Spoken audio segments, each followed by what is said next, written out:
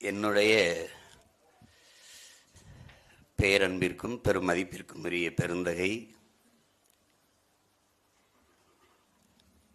அருள் திரு பேராசிரியர் ஐயா ராஜநாயகம் அவர்கள் எழுதிய இந்த இடக்கர் அடக்கல் நூல் வெளியீட்டு விழாவிற்கு வந்து சிறப்பித்து நூலினுடைய முதல் பிரதியை பெற்றுக்கொண்டிருக்கிற என்னுடைய வணங்குதற்குரிய தாய்மார்கள், வணக்கத்திற்குரிய பெருமகள் பேராசிரியர் முனைவர் பிரேமா அவர்கள், அரங்கை நிறைத்து அமர்ந்திருக்கிற என் உயிரிலும் உணர்விலும் கலந்து வாழும் என் அன்பு உறவுகள், ஊடக நண்பர்கள், நிகழ்வை தொகுத்து வழங்குகிற தங்கைகள், உங்கள் அனைவருக்கும் என்னுடைய அன்பும் வணக்கமும். நம்முடைய ஐயா ராஜநாயகம் அவர்களை எல்லோரும் அறிவோம். கணிப்பியல் வல்லுனர், லயலா கல்லூரி அப்படிங்கிற ஒன்று புகழ் பெற்றதே எங்கள் ஐயாவால் தான்.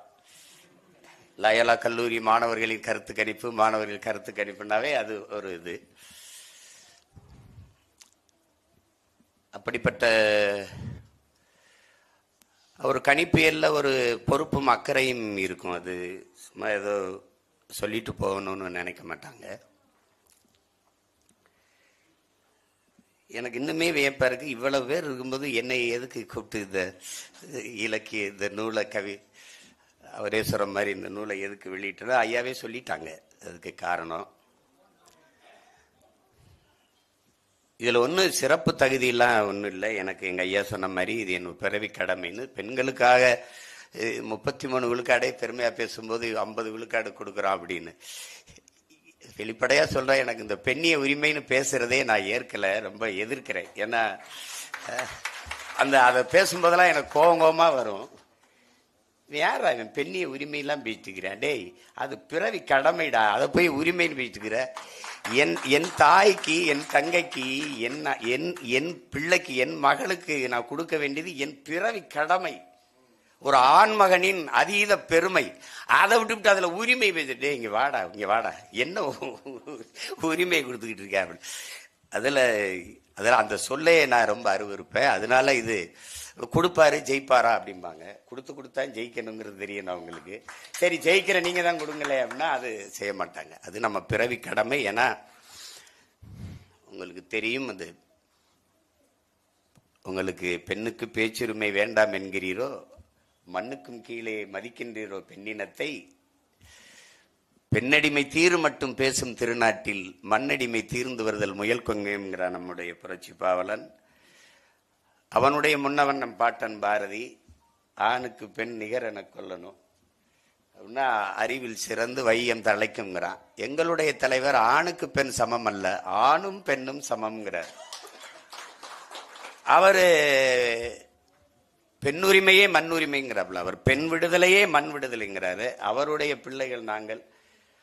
அதனால பெண்களை போற்றாத எந்த சமூகமும் பெருமை அடையாது. அது புரிஞ்சுக்கணும். அது ஒரு வீரமா காளியை குலதெய்வமா கொண்ட காளியின் பேரை அதை செய்ய சொல்லலைன்னா அப்புறம் அது இல்லை. ஏன்னா 90 விழுக்காடு தமிழ் சமூகம் பெண்களை குலதெய்வமாக போற்றுகிற ஒரு சமூகம். அதில் நான் என் தாய்க்கு செய்கிறேன், என் தங்கைக்கு செய்கிறேன், என் மகளுக்கு செய்கிறேன், என் உடன் பிறந்தாருக்கு செய்கிறோம். இது நம்ம ஒவ்வொருடைய கடமை. அதில் ஒரு பெருமை நமக்கு இல்லை, அது கடமை. அப்புறம் அதுக்கப்புறம் சொன்னாங்க, நம்ம இன்றைக்கு இருக்கிற காலச்சூழலில் தமிழ் தேசிய அரசியல், மொழி, இனம் அது ரொம்ப முக்கியம். உலகெங்கிலுமே மொழி வழியே தான் தேசிய இனங்கள், நிலங்கள், எல்லா இனங்களும் மொழியில் இருந்து தான் தன்னுடைய அரசியலை, எல்லாமே மொழியில் இருந்தான் பிறக்குது. கலை, இலக்கியம், பண்பாடு, வழிபாடு, அறிவியல், புவியியல், எல்லாம் அரசியல் எல்லாம் அதிலிருந்து தான் பிறக்குது. இன்னைக்கு இந்த மொழியில தான் இந்த கவிதை நூல் வந்திருக்குது, எடுத்து பேசிக்கிட்டு இருக்கோம். அப்போ அந்த மொழி தான், மொழியை முன்னிறுத்தித்தான். அப்போ மொழிதான் ஒவ்வொரு தேசிய இனத்தின் உயிராகவும் முகமாகவும் முகவரியாகவும் அடையாளமாகவும் இருக்கு. அதை அழிய விட்டுட்டா அந்த இனம் அடையாளம் தெரியாமல் அழியும். அது வரலாற்று உண்மை. இறைமகன் இயேசு பேசிய தாய்மொழியே இல்லை, அரமாய்க்கே இல்லை, அழிஞ்சு போச்சு. இப்போ அந்த மாதிரி போயிடக்கூடாது. அதனால வெளிப்படையாக சொன்னா என் தாய்மொழி இறந்துருச்சு, அதை உயிர்ப்பிக்க அவள் பிள்ளைகள் போராடுறோம். அதான் உண்மை. இப்போ யாருக்கும் தமிழ் பேச வராது. இங்கே பேராசிரியர் பெருமகள் அவங்க தமிழ் துறை பேராசிரியர்னால பேசிட்டு போகிறாங்க. இல்லைன்னா இந்நேரம் பூரா தங்கிலீஷ் நிகழ்வாக தான் இருந்திருக்கும். அது இங்கே நான் கையெழுத்திட்டதே ஐயா சொன்னாங்க பெருமையாக. அது நம்மளுடைய பண்பு மாண்பு. அதில் பிள்ளைகள் பெயர்களை தங்கை சொல்லும் போதெல்லாம் நாங்கள் 2 பேரும் செல்லமாக சிரிச்சுக்கிட்டோம். இந்திரன், இந்த யாழினி 2 பேர் தான் தமிழாக இருக்கு. மீது எல்லாமே ஒரு அன்பு செல்வத்துக்கு ஆதித் அப்படின்னு பேர் வச்சிருக்காங்க. ஆதித்தன் அப்படின்னா தமிழ், ஆதித்தனா என்ன மொழின்னே தெரியாது.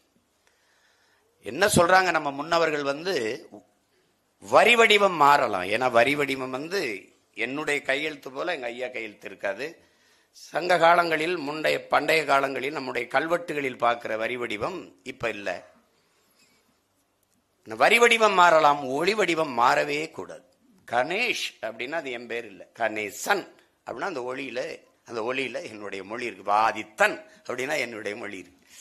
குமார் என்பது இல்லை, குமாரன், குமரன் அப்படிங்கிறதுல என்னுடைய மொழி இருக்கு. அதை என் அன்பு பெற்றோர்கள் அடுத்த தலைமுறைக்கு அழிய விடாமல், தமிழ் தாய்மொழியில் பெயர் கூட தாங்காத இனம் வாழாது. அந்த தவறை நாம் செய்யக்கூடாது. பிள்ளைக்கு தமிழ் பெயரை சூட்டுவோம், நாம் தமிழர் என்பதை உலகிற்கு காட்டுவோம் என்பதை அறிவார்ந்த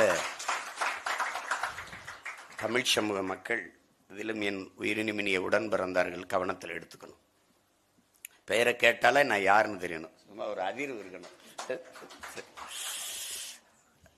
அவரது இலக்கிய நிகழ்வுனாவே ஒரு குறுகிய அரங்குக்குள்ள ஒரு 50-100 பேர் உட்கார்ந்து பேசுறதுன்னு ஆயிடுச்சு. இதை மாறணும், இதெல்லாம் மாறணும், காலம் மாறணும்.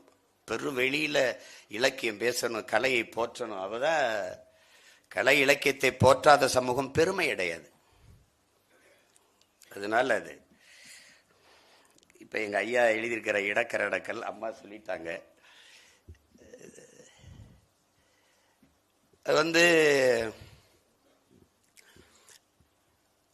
அவர் சொல்ல வந்த செய்திகளை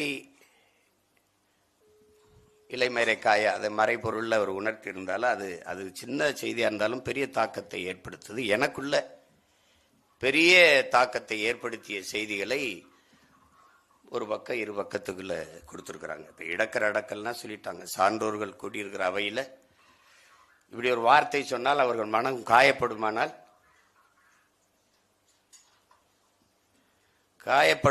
அப்படிப்பட்ட வார்த்தைகளை தவிர்த்து வெளியில இருங்க. நீங்க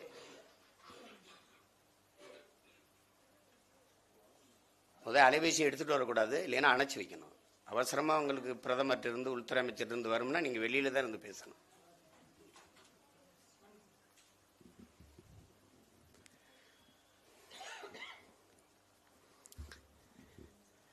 கண்ணியமான வார்த்தைகளை எடுத்து அதை பதிவு செய்யறது, அது சொல்றாங்க சபை நாகரிகம், அதெல்லாம் சொல்றது. அதான் இடக்கர அடக்கல்ங்கிறத அதை நமது முன்னவர் தமிழ் மறையன் வள்ளுவ பெருமகனார்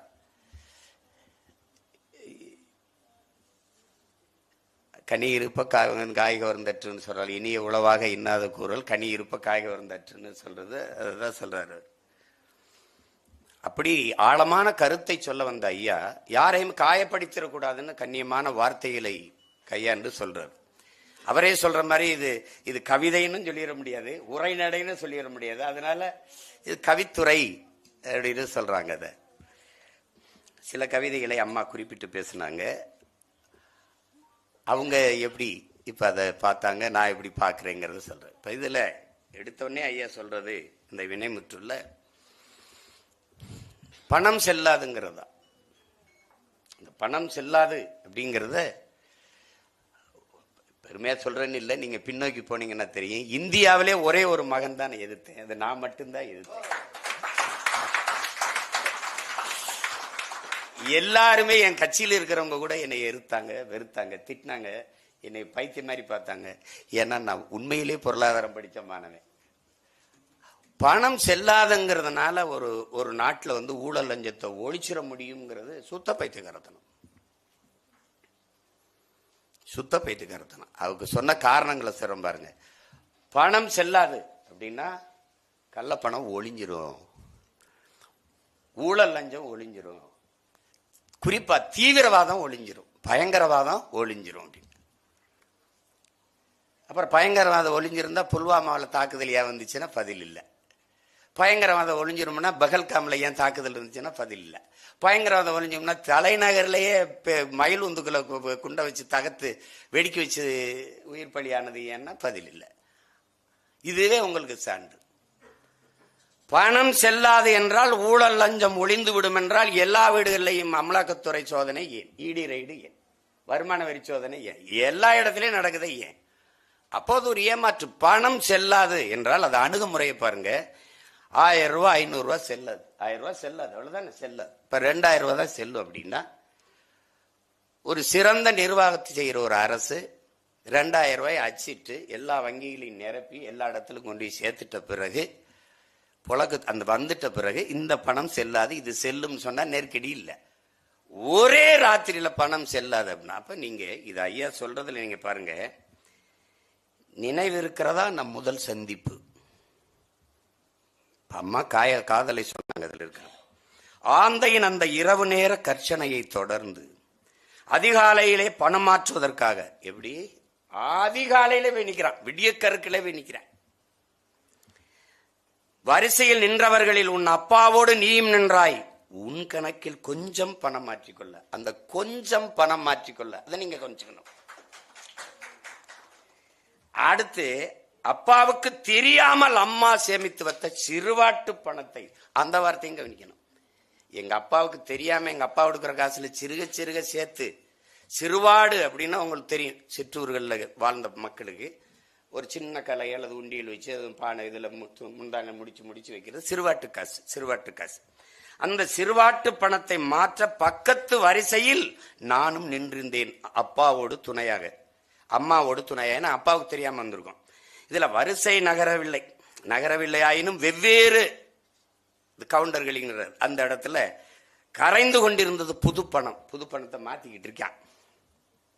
இதுல பொறுமையோடும் பொறுமை இழந்தும் நின்றிருந்த நெடுநேரத்தில் நீயும் நானும் அவ்வப்போது ஒருவர் ஓரக்கண்ணால் உரசி கொண்டோம்னு, அந்த அவர் கண்களால் உரசி கொண்டது நம் கருத்தை, நம் சிந்தனையை உரசுது. இப்ப பாத்தீங்கன்னா கொஞ்சம் மாற்றிக்கொள்ள, இந்த சேமிப்புல கொஞ்சம் பணம் எடுக்க போனவன் வரிசையில் நிற்கிறான். அறிவார்ந்த பெருமக்களே, எந்த ஒரு பணக்காரனாவது இந்த நாட்டில் பணம் செல்லாதுன்னு தன் பணத்தை மாத்த வங்கி வாசல்ல நின்னதா ஒருத்தன் சொல்லுங்க பாப்போம். யாராவது ஒருவன், அதானியோ அம்பானியோ அதற்கு இணையான இந்த நிலத்தில் இருந்த பெரும் பணக்காரன் எவனாவது ஒருத்தன், அன்றாடங்காட்சி தினக்கூலிகள் சிறுக வங்கியில் சேமித்தவன் தான் நின்னான். சிறுவாட்டு காசை சேர்த்து வைக்கிறவன் நின்னான். செல்வந்த எவனு நிக்கல. நீங்க பணம் செல்லாது அப்படின்னு தான் பாக்குறீங்க. இங்க பாருங்க, நான் ஒரு அப்பன், நான் வாத்தியார் வேலை பார்த்து ஓய்வு செஞ்சிருக்கேன். எங்க அம்மா மாதிரி பேராசிரியர் வந்து ஓய்வு பெற்றிருக்கிறேன். நான் சிறுக சேமிச்சு வச்சிருக்கேன். என் ஒரே மகளுக்கு திருமணம் நல்லபடியா செஞ்சு கொடுக்கணும்னுட்டு சொந்தக்காரனா வர வச்சுட்டேன். காலையில தேதி குறிச்சுட்டு போய் நகை நட்டு புடவையெல்லாம் வாங்கிட்டு வரணும் வாங்கன்னு காலையில போவாங்க கடைக்குன்னா ராத்திரி 8 மணிக்கு நள்ளிரவுல பணம் செல்லல. இப்ப என்ன ஆகும் அந்த குடும்ப நிலைமைன்னு பாரு. எங்க அப்பாவுக்கு உடம்பு முடியல, மருத்துவமனையில சேர்த்துட்டேன். காலையில போய் அவரை பணத்தை கட்டி கூட்டிட்டு வரணும். காலையில பணத்தை எடுத்து வச்சுட்டேன், காலையில போய் பணத்தை கட்டி கூட்டிட்டு வரணும். நான் எங்க அப்பாவை பணம் செல்லல. நான் போயிட்டேன், டெல்லிக்கு போயிட்டேன், ஹைதராபாத் போயிட்டேன், எங்கேயோ போயிட்டேன், வேற இடத்துல போய் தங்கிட்டேன். அங்கிருந்து திருப்பி வரணும், என் கையில் இருக்க பணம் செல்லாது.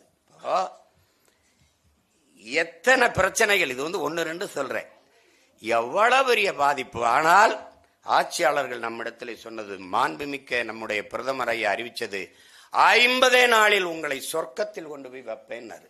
செத்து பல பேர் சொர்க்கத்துக்கு போனானே ஒழிய ஒருத்தனும் சொர்க்கத்துக்கு போன. அப்ப இந்த பணம் செல்லாது என்பது சுத்த பைத்தியக்காரத்தனம், பயனற்றது. அதனால எந்த மாறுதலும் வரல. இப்ப 2000 ரூபாய் வந்ததுல என்ன லாபம் வந்தது? 500 1000 ரூபாய் கட்டா இருந்தா எடுத்துட்டு போகும்போது 2-3 பெட்டி தேவைப்படுது. 2000 ரூபாய் இருந்தா ஒரே பெட்டியில நிறைய காசை கொண்டு வரலாம். அதுக்குதான் அது பயன்பட்டதே ஒழிய ஒன்றுக்கும் பயன்படுது. கடைசியா உலக வங்கி அறிவிச்சது, இந்தியாவின் பொருளாதார வீழ்ச்சிக்கு நெருக்கடிக்கு காரணம் பணம் செல்லாது என்பதும் சரக்கு மற்றும் சேவை வரியும் தான். அது இன்னும் அதை விட கொடுமை, அது அப்புறம். ஏன்னா சரக்கு மற்றும் சேவை வரியில ஜிஎஸ்டி போடுறதுக்கு முன்னாடி கடையில வியாபாரம் நடந்துகிட்டு இருந்துச்சு. அதை போட்டவன காலையில கடை விற்பனைக்குன்னு எழுதிட்டு போயிட்டான், கடையை வியாபாரத்துக்கு வந்துடுச்சு, அவ்வளவுதான் முடிஞ்சது. அது அப்படி. இது எதுக்கு சொல்ற? மக்களின் நலன் கருதி சிந்திக்கிற, செயல்படுத்துகிற, திட்டங்கள் சட்டங்கள் தீட்டுகிற ஆட்சியாளர்கள் இல்லை என்பதை காட்டு. இதனால இந்த பணம் செல்லாது என்று சொன்னதுனால நடந்த ஒரே ஒரு நன்மையை யாராவது இப்படி ஒரு செயலை செஞ்சு நாட்டு மக்களை துன்புறுத்திட்டோம்ங்கிறதுக்கு ஒரே ஒரு தடவை நான் வருந்துறேன், அது தவறு நடந்துருச்சு, அதுக்காக அப்படி யாராவது அப்படி சொல்லியிருந்தால் அவன் ஆகச்சிறந்த தலைவன், மிக பெரும் மானுடன். ஆனா அப்படி சொல்லவே இல்லையே, அதை பத்தி கவலையே படலையே. நீங்களே சொல்லுங்க, நினைச்சு அந்த காலகட்டத்துக்கு போங்க, என்ன பாடுபட்டோம். கேஷ்லெஸ் எக்கனாமிக்கே வந்துட்டா சிம்பிள்லெஸ் எலெக்ஷனுக்கு வானேன், ஒரு வயலு வரல. கேஷ்லெஸ் எக்கனாமி எப்படி? கேஷ்லெஸ் எக்கனாமி செல்போன் டிரான்சாக்சன் எப்படி? எங்க அம்மா அரணையூர்ல எங்க ஆத்தா அண்ணம்மா 50 பேரை வச்சு தோட்டத்துல வேலை செய்யறா. எப்படி கேஷ்லெஸ் எக்கனாமில எங்க அத்தைக்கும் சின்னம்மாவுக்கும் பெரியம்மாக்கும் காசு கொடுப்பா? செல்போன் ஏமா முத்தம்மா உன் செல்போனை கொடு, அது என்ன நம்ம மாத்தி விடுறேன், இப்படியா சொல்ல முடியும்? எங்க அம்மா எப்படி இருக்கு செல்போன். 70 ஆண்டு கால விடுதலை பெற்ற இந்தியா மின்சாரமே போய் சேராத பல ஆயிரம் கிராமங்கள். ஐயா தான் பேசுறாப்புல, நான் இல்லது, ஐயா தான் பேசுறாப்புல. பல ஆயிரம் கிராமங்கள் மின்சாரமே போய் சேராத கிராமங்கள் இருக்கும்போது அங்க மின்னணு பரிமாற்றத்துக்கு எப்படி வருவான்? செல்போன் டிரான்சாக்சன் எப்படி நடக்கும்? எப்படி இருக்கு? அப்ப அடிப்படையில எவ்வளவு பெரிய பிழை! இந்த 4 வரி கவிதையில இவ்வளவு இருக்கானா? இருக்கு. அவர் கண்ணு உரசிக்கிச்சுங்கிறது, இது கருத்து உரசுது. புரியுது உங்களுக்கு? செய்தி அதுதான், ஒரு சுருங்க சொல்றாரு, அதுதான். அதை நீங்க புரிஞ்சுக்கணும். அந்த இடத்தில் கொண்டு போய் உங்களுக்கு பணம் செல்லாதுன்ன வங்கியில அந்த மக்கள் முத நாள் இரவுல இருந்து படுத்து கிடந்தவன்லாம் இருக்கான்ல, ஒரு 500 ரூபாய் எடுத்துக்கிட்டு போறதுக்கு, ஒரு 500 ரூபாய் எடுக்கிறதுக்கு இருந்தவன்லாம் இருக்கான். அப்ப அந்த காலகட்டத்துக்கு உங்களுக்கு பதிவு செய்து இலக்கியம்ங்கிறது என்ன? எங்க அம்மாவுக்கு தெரியும், இங்க கற்றறிந்த சான்று. அந்தந்த காலகட்டங்களில் வாழ்கிற மக்களினுடைய வாழ்க்கை வரலாறு, அவருடைய அந்த மக்கள் அனுபவிக்கிற துன்ப துயரங்கள், இதையெல்லாம் பதிவு செய்து வைப்பது, அது ஒரு பெட்டகம், கால பெட்டகம் தான் இலக்கியம். என்ன சில இலக்கியங்கள் சுவைபட சொல்லும். இலக்கியம் என்பது சுவைபட சொல்லுது, நயம்பட உரைத்தல். பொய் பேசும், கொஞ்சம் ரசிக்கிறதுக்காக பொய் பேசும். நான் என்னுடைய தமிழாசிரியர்கிட்ட உருகி சுகம்பரா மார்வை திரிகி இருந்தால் தீயிட்டால்னு, அப்ப இப்ப இருக்கிற மதுரை வேற மதுரை ஐயான்னு கேட்டேன். எங்க தமிழாசிரியர் குப்புசாமி கிட்ட அவர்டே, அப்படி இல்லடா, மக்கள் வயிறு எரிந்தார்கள், உள்ளம் எரிந்தார்கள்ங்கிறத இளங்கோடிகள் அப்படி சொல்றாரு அப்படின்னு சொல்றாப்ல. அதுதான் அது மனசு எரிஞ்சு சொல்றேன்டா அப்படின்னு சொல்றோம்ல, வயிறு எரிஞ்சு சொல்றேன்டாங்கிற மாதிரி. அது சொல்லும் போது கொஞ்சம் சுவைபட சொல்றதுதான் அது. இப்ப மருங்கு வண்டு சிறந்த ஆர்ப்ப மணிப்பு ஆடை அது ஒருத்து கருங்கையில் கண் விழித்து ஒழுகி நடந்தாய் வாழி காவேரின்னா, அப்படி இப்ப கண்ண மீன் துன்றதெல்லாம் உன் கண்ணு மாதிரி இருக்குதே அப்படின்னா பார்க்க அப்படி ஒரு ரசிக்கிறதுக்கு சொல்றதுதான் அப்படி. அது மாதிரி அப்ப சுவைபட சொல்லும். ஆனா வரலாறு பொய் பேசாது, இலக்கியம் இதிகாசம் புராணங்கள் பொய் பேசும். ஆனால் ஐயா பொய் பேசல. இதுல இருக்கிற புதுசு என்னன்னா, உண்மையை அப்படியே பதிவு பண்றாரு, அதை சுவையா சொல்றாரு. உங்களுக்கு காயம் பட்டிருந்தா கோச்சுக்கிற கூடாது, நம்ம கடுமையான செய்திகளை பதிவு பண்றோம்னா இடக்கிற அடக்கல்னு தலைப்பு வச்சு தடுத்துக்கிறோம்ல.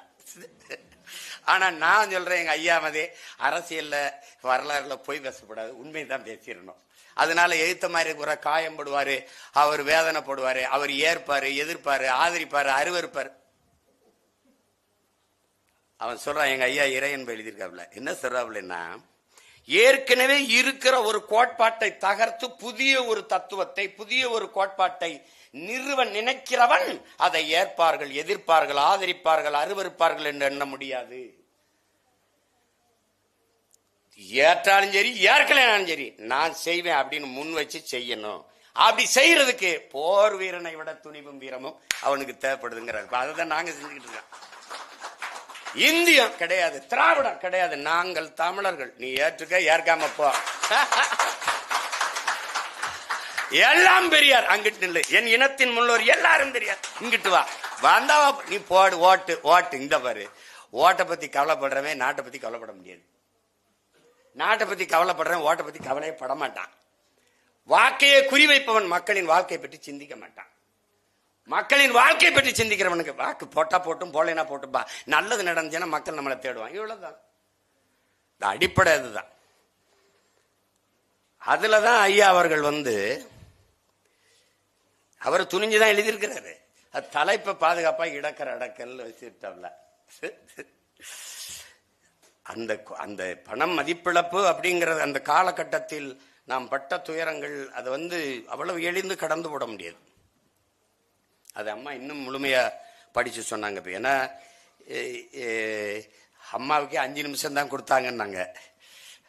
அப்ப நம்ம எவ்வளவு பேசுறதுன்னு ஒரு நடுக்கு வருது இல்ல. ஏன்னா ஐயா தென்கட்சி சாமிநாதன் ஒரு கூட்டத்துக்கு பேச போனாரம்ல, எவ்வளவு நேரம் பேசலாம்னு கேட்டிருக்காரு அந்த நிகழ்ச்சி ஏற்பாட்டாளர்கிட்ட. நாங்க 1/2 மணி நேரம் தான், நீங்க எவ்வளவு நேரம் வேணாலும் பேசலாம், நாங்க 1/2 மணி நேரம் தான் இருப்போம், நீங்க எவ்வளவு நேரம் வேணாலும் பேசலாம். அதை முதல்ல சொல்லிட்டாப்ல, நீங்க எவ்வளவு நேரம் வேணாலும் பேசலாம், ஆனா நாங்க 1/2 மணி நேரம் தான் இருப்போம். அப்படி அது மாதிரி ஆயிடக்கூடாது. ஏன்னா எனக்கு சில இடங்கள்ல போனப்ப பாரதியை பத்தி பேச போனப்பெல்லாம் முடிங்க ஆனா அரங்கத்துக்கு ஒப்படைக்கணும்னு சொல்லிட்டாங்க. அந்த மாதிரி நிலைமை இருந்துடக்கூடாது. அது அடுத்து பாருங்க, அடுத்து என்ன சொல்றாங்க ஐயா, இது நம்ம ஊர்ல இந்த கிராமத்து தாய்கள்லாம் நாங்க ஒப்பாரி மாதிரி ஒப்பு வச்சு சொல்லுவோம், ஒப்பு சொல்லுவோம்ல, அது வேறு சொல்லிருக்காப்புல. போற வழிதனிலே பொணமா போறதுக்கா ஒப்பு வைப்போம்ல, அது மாதிரி சொல்றாரு. ஏழைத்தாய் பெற்றெடுத்த மகராசன் ஆட்சியில ஊரு விட்டு ஊர் வந்தோம் பொழப்பு தேடி. கிராமத்துல சொலவடைகள் சொல்லும்போது ஒப்பு மாதிரி சொல்லுவோம். வறுமையில டீ வித்த பெருமையாளர் ஆட்சியில ஒரு குறையும் வராதுன்னு நம்பி நகரம் வந்தோம். யாரு டீ பக்கோடா வித்தவெல்லாம் நாட்டுல பெரிய பெரிய ஆளாயிரம் தான். இப்ப நிறைய பேர் டீ கடை வைக்கிறாங்க நம்ம ஊர்ல. எப்படியாவது நம்மளும் ஒரு பிரதமரா முதல்வரா வந்துட முடியாதா? உங்களுக்கு புரியுதா? அது நெப்போலியன் ஆபிரகாம் லிங்கன் ஒரு மண்ணை வேட்டைக்கு போயிருக்கான். வேட்டைக்கு போகும்போது எதிர மாதிரி ஒரு துணியை வெளுத்துட்டு சலவை தொழிலாளி நம்மால் வந்திருக்காப்புல கழுதையோட வரும்போது, வேட்டைக்கு போகாதீங்க மண்ணா, கடும் மழை வரப்போகுது, போகாதீங்கன்னு சொல்லிட்டாப்ல. சொன்ன உடனே அவன் மந்திரிகள்லாம் அவன் கிடக்கிறான் பைத்தியக்கார போய், அவனுக்கு என்ன தெரியும், நீங்க போங்க போங்கன்னு வேட்டைக்கு போனோன்னு காட்டுக்குள்ள போனோன்னு கடும் மழையில சிக்கிட்டாப்ல. வெட்ட வெளியே அப்படி வெறிச்சு வெயில் அடிச்சுக்கிட்டு இருந்துச்சு. எப்படி அவன் மழை வரும்னு சொன்னான். இப்படி மலையில சிக்கிக்கிட்டேன். அவன் பேச்ச கேட்காமன்னு அரண்மனைக்கு வந்தவன அவனை கூட்டி வாயா அப்படின்னு கூட்டி வந்தோடனே, நீ எப்படி அமைச்சர் எல்லாம் தப்பா சொல்றாங்க, கணிக்க முடியல, இவ்வளவு பேர் இருக்கும்போது நீ எப்படி சொன்ன அப்படின்னோன்னு, எனக்கு ஒன்றும் தெரியாது மன்னரே, என்னுடைய கழுதை காதை அப்படி விரைச்சு தூக்கிக்கிருச்சுன்னா அது மழை வருதுன்னு அர்த்தம், அதனால அது காதை தூக்கிட்டு இருந்துச்சு, அதனால மழை வருதுன்னு சொன்னேன் அப்படின்னோடனே, அப்படியா இந்த மந்திரி போ, கழுதைய மந்திரி ஆக்குன்னு ஆகிட்டேன்.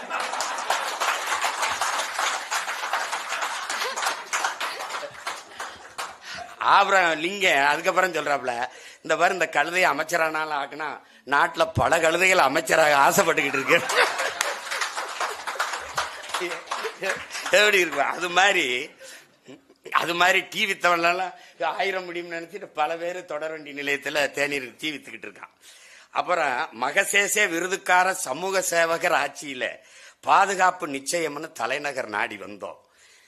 இருமாந்து இருந்தோம், இப்ப ஏமாந்து போனோமே, ஓட ஓட விரட்டுறானே கொரோனான்னு பேர சொல்லி. ஆனா கொரோனாவுக்கு உலகத்துல என்னென்னமோ மருந்து கண்டுபிடிச்சான். ஆனா கைதட்டுனா கொரோனா ஒழியுங்கிறத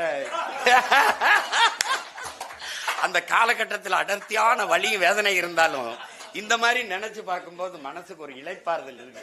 என்னங்க பாருங்க, கை தட்டணும், விளக்கேத்தணும்,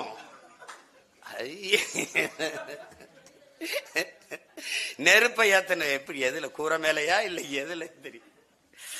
அது மாதிரி ஒரு கொடுமை பாருங்க. கொரோனா ஊரடங்கு உத்தரவுல உயிர்கருகி போச்சு. வேலை செஞ்ச இடங்கள்லாம் கதவடைப்பு செஞ்சாச்சு. அம்மாவது சொன்னாங்க, சோத்துக்கு நின்னு நின்னு கால் மரத்து போச்சு.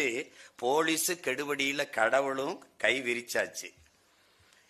வேலை வெட்டி இல்லாம, பணங்காசு இல்லாம, கை கழுவ மருந்து தண்ணி, வாய்க்கவசம் இல்லாம, இடவெளி விட்டு பொழங்க, இட வசதி இல்லாம. அதுல இருக்கிற அந்த ஏழ்மையை பார்க்கணும். பணக்காரனுக்கு வீடு இடைவெளி இருக்குது, இது இருக்குது. இடைவெளி விட்டு நிக்க இட வசதி இல்லையே எங்களுக்கு. குடிசைக்குள்ள முடங்கி போன்னு பொணமா போறதுக்கா? அதுதான் தலைப்பா வச்சிருக்காங்க, போற வழியில பொணமா போறதுக்கான்னு. இது கவிதை கேளுங்க, அப்புறம் நடந்ததெல்லாம் பேசுவோம்.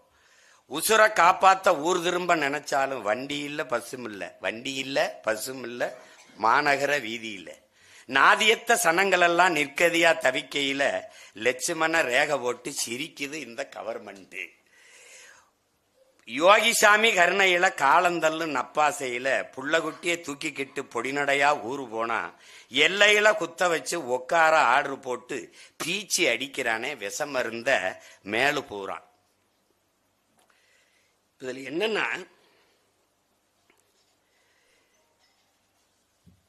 நல்லா இதுல கவனிச்சுக்கிட்டீங்கன்னா, இந்த கொரோனான்னு ஒண்ணு வந்ததுல நம்ம என்ன கவனிச்சுக்கணும் அப்படின்னா, எல்லாமே முடங்கி போச்சு. உலக வல்லாதிக்கத்தின் வெள்ளை மாளிகையில் இருந்து எல்லா வழிபாட்டு தலங்களும் முடங்கிடுச்சு. பள்ளிவாசல்களும் திறக்கப்படலை, தேவாலயங்களும் திறக்கப்படலை, கோயில்களும் திறக்கப்படலை. அதுல இருந்து என்னன்னா, நுண்ணுயிரிகள், அது வைரஸுகள், பாக்டீரியாக்கள், அதெல்லாம் சொல்றோம். நம்ம பல நல்ல பாக்டீரியாக்கள், நல்ல வைரஸுகள், நல்ல நுண்ணுயிரிகள் இருக்கு. ஏன்னா நீங்க எவ்வளவு பெரிய அறிவியலாளராக இருந்தாலும், எங்க அப்பா நம்மாழ்வார் கேட்கிறாரு, நீ தான் பெரிய அறிவிஞனாச்சே, விஞ்ஞானியாச்சே, தோசமாவை புளிக்க வைக்க காட்டு, புளிக்க வச்சு காட்டுங்கிறப்பல. தோசமாவை உன்னால புளிக்க வைக்க முடியுமா? பாலை உன்னால தயிராக்க முடியுமா? மோர் ஊற்றி வச்சா தயிர், அதெல்லாம் பேசக்கூடாது. ஓ விஞ்ஞானம் ஆக்குமா? யார் ஆக்குவா? உன் கண்ணுக்கு தெரியாத பல லட்சக்கணக்கான நுண்ணுயிர்கள் இருக்கு. இது மண்ணுன்னா மண் இல்லது, பல கோடிக்கணக்கான உயிர்களின் திரட்டு தான் மண்ணு. தண்ணிக்கு மரத்துக்கு கீழே தண்ணியை ஊத்திடுறோம், செடி கீழே தண்ணி ஊத்திடுறோம், அது நேரடியா உணவா எடுத்துக்கிற முடியாது. அப்ப என்ன செய்யணும்? கண்ணுக்கு தெரியாத பல பூஞ்சைகள், பாக்டீரியாக்கள், காளான்கள், அது பல கோடிக்கணக்கான உயிரினங்கள் தன் உணவுக்கு நீரை எடுத்து உண்டு அதை மரம் செடிகடிகளுக்கு உணவா மாத்தி கொடுக்குது. அப்ப வேருக்கு கீழே பல வேலையாட்கள் வேலை செஞ்சுக்கிட்டு இருக்கான் ஒவ்வொருத்தனும். அப்படி பல நுண்ணுயிரிகள் இருக்கு நற்செயல்களை செய்ய. அப்படி ஒரு நுண்ணுயிர் வந்துச்சு. எப்படி?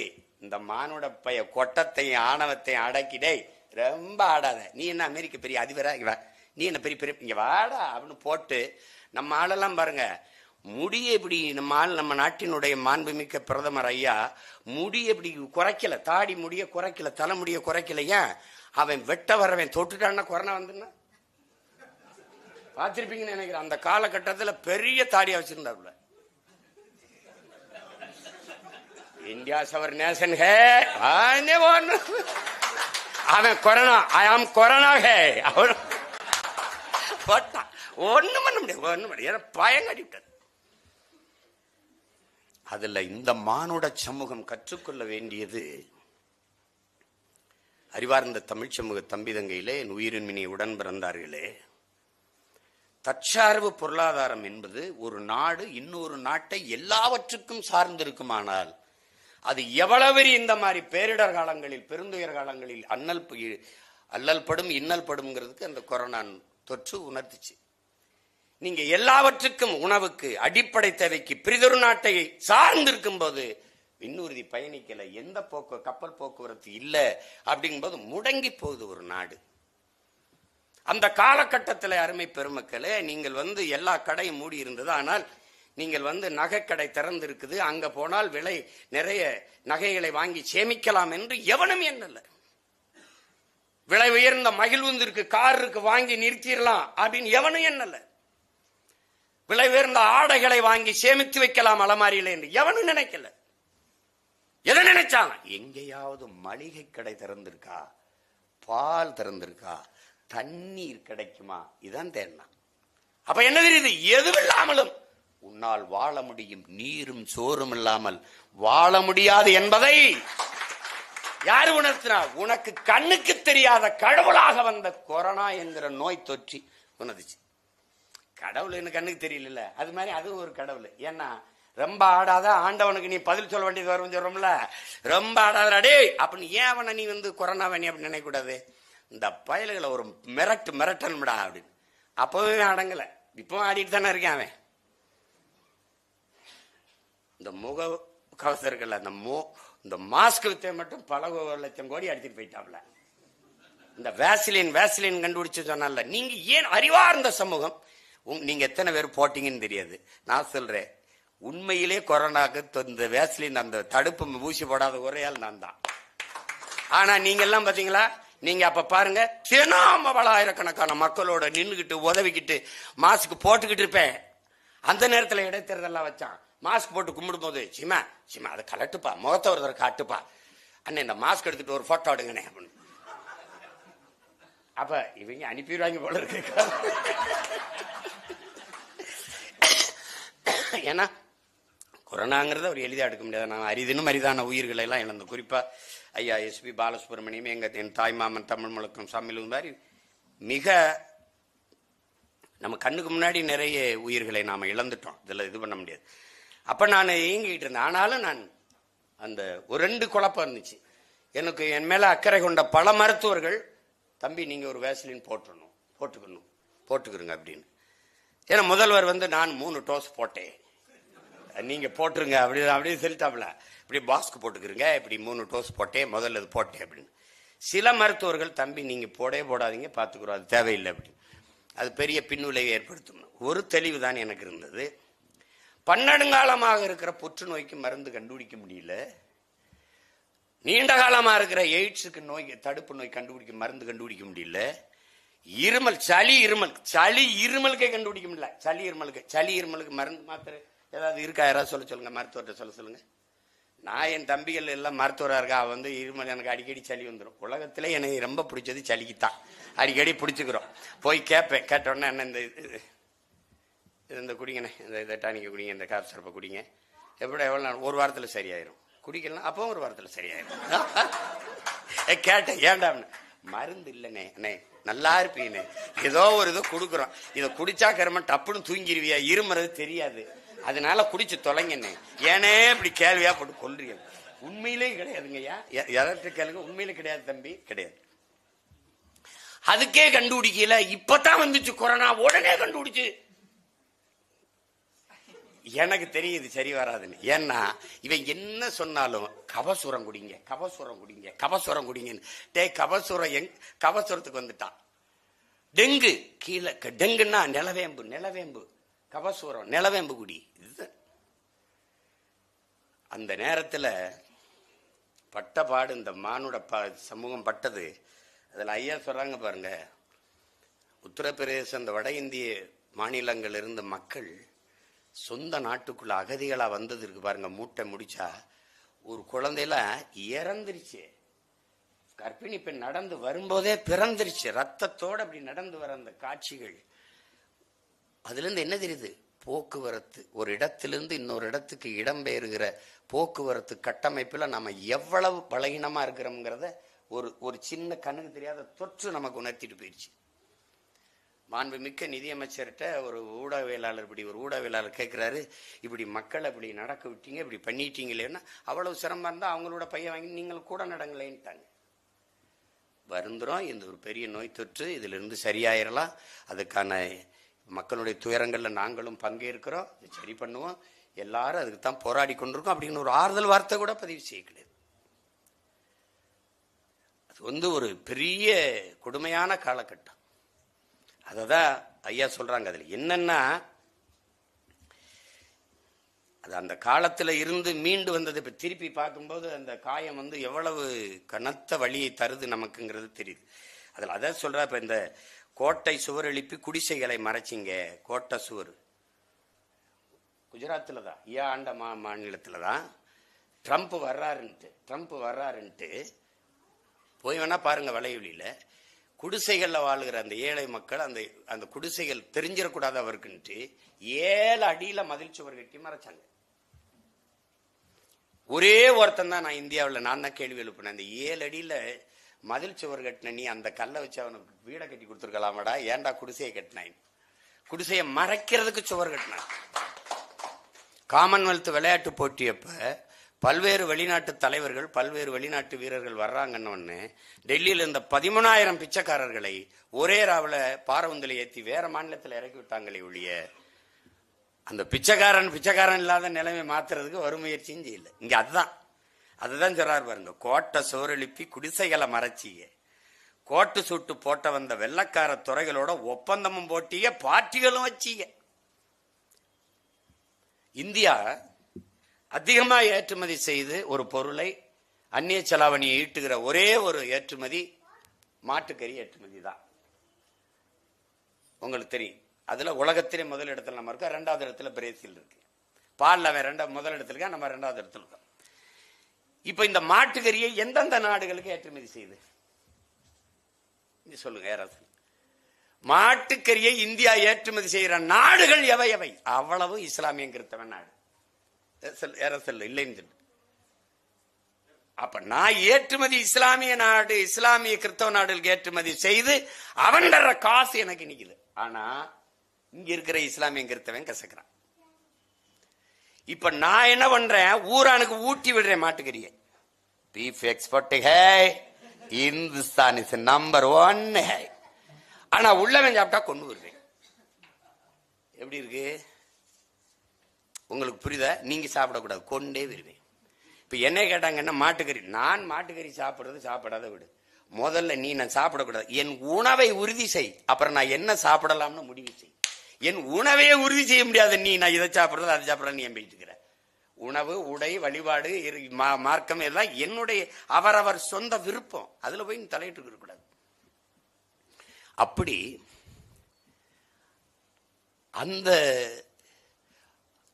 நம்ம நாட்டில் மாட்டுக்கறி தின்னதை அடிச்சு கொன்னது எல்லாம் எத்தனையோ காட்சிகள் நீங்க பார்த்திருப்பீங்க. ஆனால் உங்களுக்கு ட்ரம்ப் வரும்போது பெரிய ரவுடி, லோக்கல் ரவுடி அவர் இருக்குல்ல, அது இன்டர்நேஷனல் ரவுடி வரும்போது 7 வகையில் மாட்டுக்கறியை வறுத்து வைத்து விருந்து படைத்தார்கள். அதான் சொல்றாப்புல, ஒப்பந்தம் போட்டிக, பார்ட்டிகளும் வச்சீக, ஆனா நோய் தொற்று சோதிக்க துணிச்சலின்றி போனீங்க. அவனுக்கு எனக்கு கொரோனா இருக்கான்னு இப்படி பார்த்தா அப்படி பார்த்தா இது பண்ண, அவனுக்கு சோதிச்சியா? சோதிக்கல. அதான் அம்மா கூட சொன்னாங்க பாருங்க, வரவேற்ற இடத்திலே பரிசோதனை செஞ்சிருந்தா கதியற்ற சனங்களுக்கு வந்திருக்குமா வேதனைக, கதியற்ற சனங்களுக்கு வந்திருக்குமா வேதனைக. சோதனை செய்யாமலே சீர்கட்ட அரசாங்கம் தனிமைப்படுத்தியதையே தான் தோன்றிய அரசாங்கம்ன்றப்பல. அப்புறம் அதே கொரோனாவிலே கடவுள் பெரிய வெள்ளி, கொரோனா பெரிய வெள்ளி, கடவுளை கைவிட்ட கடவுள். அது உங்களுக்கு தெரியும், கடவுளையே கைவிட்டுருச்சு. அதை ரொம்ப அழகா சொல்றாப்புல, இறைமகன் இயேசு சிலுவையில் அறையும்போது ஏலி ஏலி லாமா ஜமக்தானின்னு தப்பல, ஏன் தந்தையே ஏன் தந்தையே என்னை கைவிட்டுவீர்கள் அப்படின்னு கேட்கிறாப்புல. அதையே ஐயா நம்முடைய மொழியில பயன்படுத்துறாப்புல, எம் இறைவா எம்மை நீர் ஏன் கை நெகிழ்ந்தீர், என்னையே கைவிட்டுட்டீங்கிறப்பல. இது அதிகமா இன்னைக்கு பயன்படுவது எனக்குத்தான். உன் சித்தமே ஈதென்பதாய் ஏற்க எம்மில் தெம்பில்லைங்கிறார். உன் சித்தம் இதுவானால் அதை ஏத்துக்கிறதுக்கு எங்களுக்கு தெம்பில்ல, மனசு இருக்கு ஆனா உடம்புல தெம்பில்லைங்கிறவல. அததான் ஏன் தந்தை எம் இறைவா எம் இறையா எம்மை ஏன் நீர் கை நெகிழ்ந்தீர்கிறார். அதை நான் என்ன என் மக்கள்கிட்ட இவ்வளவு போயிட்டு ஏன் என் மக்களை நீங்க இறைமகன் இயேசு அவன் தந்தை கைவிட்ட மாதிரி என்னை நீங்க தொடர்ச்சியா கைவிட்டுக்கிட்டு இருக்கீங்கன்னு, ஏன் நீங்க எம்மை ஏன் நீர் கை நெகிழ்ந்தீர் அப்படின்னு கேட்கிறாப்புல. கடவுள் கோயில்களும் வழிபாட்டு தலங்களுமே மூடப்பட்டு விட்டது. ஏன்னா பெரிய கடவுள் கொரோனா கடவுள் மூடிட்டாப்புல எல்லாத்தையும். அதுல அருமையா சொல்றது என்னன்னா, காற்றையும் நீரையும் கழிவாய் மாற்றினோம். ரொம்ப ஆழ்ந்து கவனிக்கப்பட வேண்டிய செய்தி இது. இன்னைக்கு இருக்கிற சூழியல், பொருளியல், அரசியல்னு ஐயா கி வெங்கட்ராமன் எழுதின நூலை என் அரும் தம்பி தங்கைகள் படிக்கணும். இந்த சூழியல் கேடு, காலநிலை மாற்றம், புவி வெப்பம் இதெல்லாம் எவ்வளவு பெரிய பேராபத்தை நோக்கி இந்த பூமி பந்தை நகர்த்தி கொண்டு போகிறது என்பதை அறிவு சமூகம் அறிந்து கொள்ளணும். அதிலும் என்னிலும் இளைய பிள்ளைகள் தெரிந்து அடுத்த பிள்ளைகளுக்கு அறிய தரணும். காற்றையும் நீரையும் கழிவாய் மாற்றினோம். காற்றை எப்படி நீ கழிவா மாற்றின? காற்றை சுவாசிக்கல, கந்தக தூசை சுவாசித்து கொண்டு நாம் இருக்கோம். அதனால நுரையீரல் தொற்று, தோல் நோய், கண்ணெரிச்சல் எல்லாம் வருது. நீரையும் கழிவாய் மாற்றினோம். நீ குடிக்கிற நீர் நீரா என்பதே உனக்கு தெரியாது. ஏனால் நீர் ஒரு உயர்ந்த சந்தை பொருளாவான போது, என் அன்பு தங்கைகள், என் தம்பி தங்கைகள்லாம் இருக்கிறீங்க, என் அம்மாக்கள்லாம் இருக்கிறாங்க.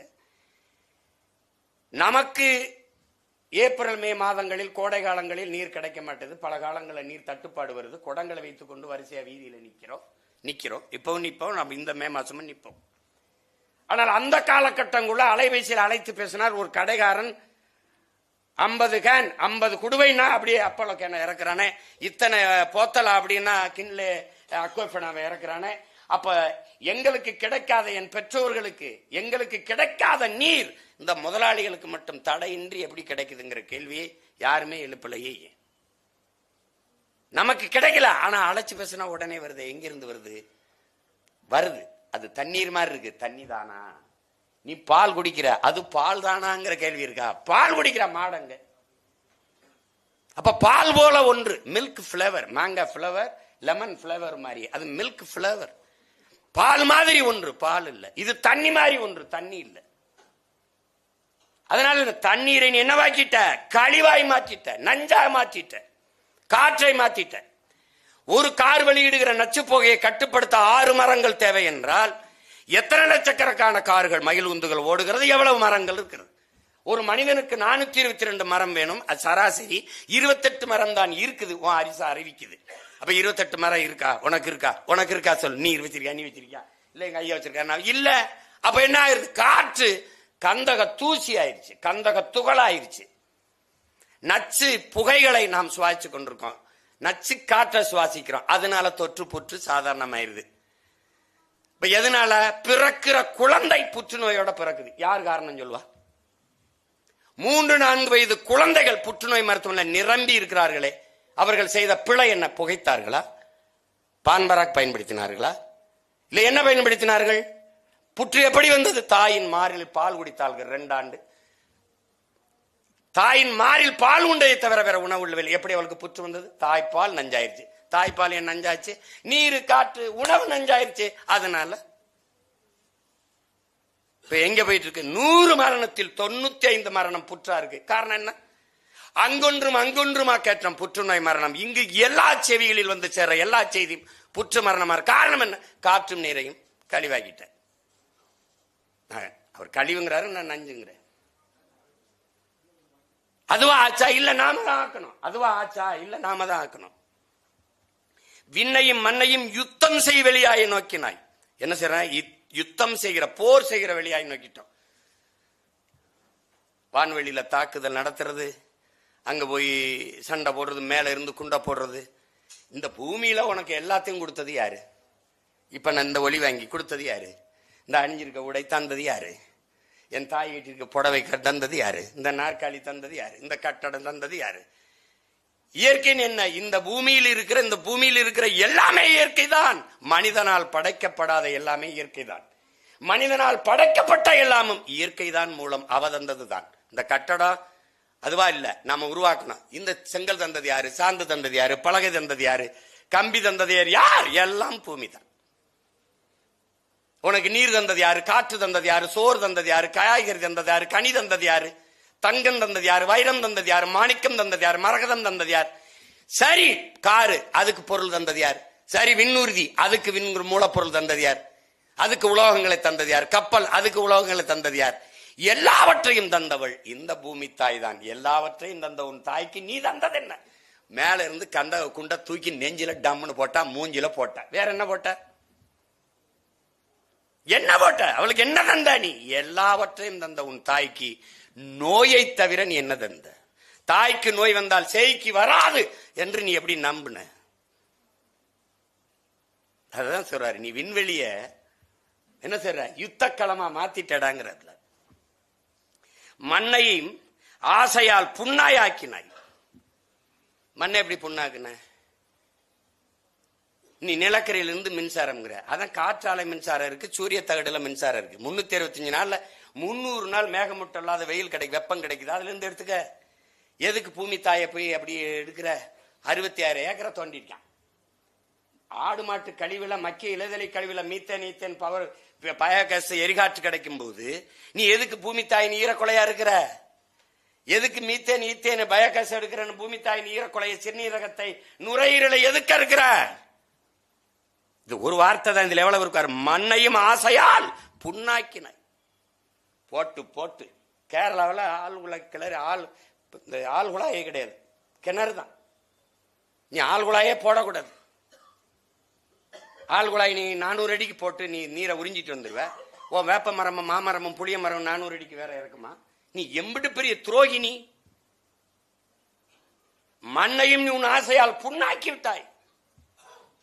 நீ மீத்தேன் ஈத்தேன் இடத்துல, நிலக்கரி எடுத்த இடத்துல நீ மக்களை மறுகுடியேற்றம் செஞ்சிட முடியுமா? நீ போரின் பேரழிக்கு பிறகு கூட நீ மறுகுடியேற்றம் செஞ்சிட முடியும் நீ. ஆனால் மீத்தேன் ஈத்தேன் எடுத்த இடத்துல, பயோகேஸ் எடுத்த இடத்துல, நீ இந்த நிலக்கரி தோண்டி எடுத்த இடத்துல மக்களை மறுபடியும் குடியேற்ற முடியாது. அப்ப என்ன வேலை செஞ்சுக்க? புண்ணாக்கிட்டு இருக்காடா உன் தாயை நீ. மண்ணா மண்ணா இல்ல, தாயின் மடி. அதை புரிஞ்சுக்கணும். நீ காலுக்கு கீழே மிதிபடுவதாலேயே இந்த மானுட சமூகம் இந்த மண்ணை மதிக்கிறது இல்லை. தாய்ப்பாலும் தண்ணீரும் மலிவா கிடைப்பதனாலேயே இந்த மனித பதர்கள் அதை மதிப்பதில்லைங்கிற. எப்படிப்பட்ட வேலையை செஞ்சிருக்கோம் பாருங்க. திணை நாக்கு, திணை நான்கும் அழிந்து பாலையாக்கணும். திணை நாளையும் அழித்து பாலையாக்கணும். உங்களுக்கு தெரியும், குறிஞ்சி முல்லை மருதம் நெய்தல்னு 4 திணை. பாலை திணை இயற்கை திணை அல்ல, செயற்கை திணை. அப்ப முல்லையும் குறிஞ்சியும் முறைமையில் திரியின் நிலம் நடுக்குற்று நல்லியல் விளந்து பாலை எனும் படிமம் கொள்ளுங்கிறான் இளங்கோடிகள் நம் மூதாதை. நீ என்ன பண்ற? திணை 4ஐயும் அழித்து பாலையாக்கி கொண்டிருக்கிறாய். எப்படி அழிக்கிற? எப்படி அழிக்கிற? முதல்ல ஆத்து மணல அள்ளுன அரையங்குல மணல் வளர 100 ஆண்டுகள் ஆகுங்கிறான். 30 அடிக்கு அள்ளிட்டு போயிட்ட. 34 ஆறை நீ கொன்னுட்ட. அதுக்கப்புறம் என்ன பண்ணுச்சு? இந்த மலை, இந்த அருவி எங்கிருந்து வந்துச்சு? இந்த ஆறு எங்கிருந்து வந்துச்சு? அருவியிலிருந்து. அருவி எங்கிருந்து வந்துச்சு? மலையிலிருந்து. பூமி தாயின் மலை மார்ப அதை என்ன செய்யற? மலை மணல்னு இந்த மணல் தீர்ந்தவன அதை அறுக்கிற. இப்ப மலையை குவாரி ஆக்குற. கற்களை மலையை பார்க்கும்போது காசாக்கி வெட்டி கல்குவாரி எம் சாண்ட் மலை மணல்னு அள்ளி ஏத்துற காசு. அப்ப மலை வெட்டுற, கீழே இறங்குற, முல்லை காடுகளை பூரா அழிக்கிற. அப்ப 4 திணைகளையும் அழிக்கிற. மருத திணையில என்ன பண்ற? நிலத்தை என்ன பண்ற? மீத்தேன் எடுக்கிறேன், ஈத்தேன் எடுக்கிறேன், நிலக்கரி எடுக்கிறேன், அதை எடுக்கிறேன், இதை எடுக்கிறேன், அணு உலை நிறுவனேன், ஸ்டெர்லைட்டை வைக்கிறேன், பூரா நச்சு ஆலைகளை வச்சு அதை அழிக்கிற. மருத திணையை, மருத நிலத்தை அழிக்கிற. கடைசியா நெய்தல் என்ன பண்ற? எல்லா ஆலை கழிவையும் ஆத்து வழியே அல்லது நேரடியா கடல் கொண்டு கொட்டுற. அணுகுண்டு தேவையில்லை பூமியை அழிக்க, பிளாஸ்டிக் நெகிழியே போதும்ங்கிறான். நீ இந்த பிளாஸ்டிக்கை இங்க பாருங்க, உலகஞ்சில் கடலுக்குள்ள இந்திய நிலப்பரப்பு போல 2 மடங்கு நெகிழி பிளாஸ்டிக் குப்பைகள் கடலுக்குள்ள கிடக்குதுங்கிறான். செத்து கரை வருங்கிற திமிங்கலத்தின் வயிற்றுல 42 கிலோ பிளாஸ்டிக் இருக்குது. அப்ப பிளாஸ்டிக் தரையில் இருக்கிறதாவது எடுத்து எந்தையாவது வரும் சரி பண்ணி விடலாம். கடலுக்கு இருக்கிறத எப்படி சரி பண்ணுவ? உனக்கு ஆக்சிஜன்ல 80 விழுக்காடு மூச்சு காற்று யார் தர்றா? கடலுக்கு நீல பச்சை பாசிங்கிற தாவரம். அது மேல பிளாஸ்டிக் கொட்டி முன்னினா பூமி எப்படி இருக்கும்? அது எப்படி இருக்கும்? அப்ப இந்த 4 தினம் குறிஞ்சி முல்லை மருதம் நெய்தல், இந்த 4 திணையையும் நிலத்தையும் நீ அழிக்கிறனால என்ன ஆகும்? பாலை எனும் நிலம், அது செயற்கை திணை, அது உருவாயிரும். பாலை நிலத்தில் வாழ்விடம், மனிதர்கள் எவ்வுயிரும் வாழ்வதற்கு வாய்ப்பற்ற நிலமாக உன் தாய் நிலத்தை மாற்றிக் கொண்டிருக்கிறாய். அதை என்ன சொல்றாரு? 4 திணையும் ஆசையால் நீ பாலையாக்கி கொண்டிருக்கிறாய்ங்கிறார். அழித்து பாலையாக்கி கொண்டிருக்கிறாய். அதுதான் இங்க இருக்கிறது. இப்ப 5 கொடையாக நீர் மாந்தருக்கு ஈந்த உண்மை மறந்தே தீமையை நுகர்ந்தே மானுட மகனை மறுதளித்தோமே. இறைமகன் பூமிக்கு வந்தாரே இயேசுபிரான், 5 இணை இந்த ஐந்தினையும் மறந்த ஐம்பூதங்கள்ங்கிறது என்ன உங்களுக்கு தெரியும். நீர், நிலம், நீர், காற்று, தீ, விசும்பு, ஆகாயம், விண்வெளி.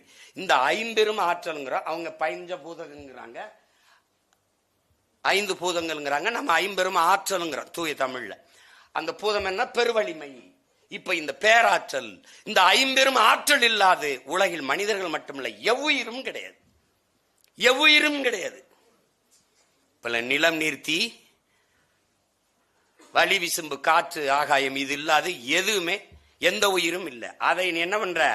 மறந்துட்டு அதை தந்த இறைவனை நீ மறுதளிச்சுட்டேங்கிறப்ப. அடுத்து இங்க பாருங்க, இன்னைக்கு இந்த தனியார்மய, தாராளமய, உலகமய பொருளாதார கொள்கையில் நம் நாடு சந்தையாயிருச்சு. என் அன்பு பிள்ளைகள், என் அருமை பெரியவர்கள், குறிப்பா எங்க ஐயா வரைக்கும் எல்லாருமே வர்த்தக பொருளாதாரத்தை, சந்தை பொருளாதாரத்தை ஏற்றுக்கொண்டிருக்கிற ஒரு நாட்டின் தலைவன், ஒரு நாட்டின் பிரதம அமைச்சர் அல்லது இந்த நாட்டின் முதன்மை அமைச்சர், முதலமைச்சர் உள்நாட்டு வெளிநாட்டு பெரும் முதலாளிகளுக்கும் சொந்த நாட்டு மக்களுக்கும் இடையே தரகு வேலை செய்ய முடியுமே ஒழிய தலைவனா இருந்து மக்களுக்கு சேவை செய்ய முடியாது. இது சத்தியம், இதுதான் உண்மை. நீ எந்த கொம்பனும் என்னை மறுத்து எதிர்த்து பேச முடியாது. அதனாலதான் என்ன சொல்றேன், பிரதமர் என்பவர் இன்டர்நேஷனல் புரோக்கர், முதலமைச்சர் என்பது ஆல் இந்திய புரோக்கர். இப்ப முதலமைச்சர்களுக்கே இன்டர்நேஷனல் புரோக்கர் ஆகிறதுக்கு போட்டி நடக்குது. அந்நிய முதலீட்டை கொண்டு வரோம், அங்க கொண்டு வரோம், இங்க கொண்டு வரோம்னு. ஜப்பானே வா, அமெரிக்கா வா, என்னைய சின்னமன்னூர்ல கேட்டாக, சிங்கப்பூர்ல கேட்டாக, மன்னார்குடியில கேட்டாங்கிற மாதிரி சிங்கப்பூர் தொழிலதிபர் வா, துபாய் அதிபரை வா, எங்க வா, இங்க வா. கப்பல்ல வர்த்தகம் செய்ய விரட்டி போராடி விடுதலைன்ட்டு வானூர்தியில வர்த்தகம் செய்யறவர்னா வா வான்னு சிவப்பு கம்பளை விரிச்சு வரவேற்கிறத வளர்ச்சிங்கிறான். இந்த உலகமய, தனியார்மய, தாராளமய பொருளாதார கொள்கையில் நாடு சந்தையாகிவிட்டது. சந்தையில் என் அன்பு சொந்தங்களே, அருமை தம்பி தங்கைகளே, வர்த்தகம் நடக்குமா, வாழ்க்கை நடக்குமாங்கிற கேள்வியை கேட்டு பார்க்கணும்.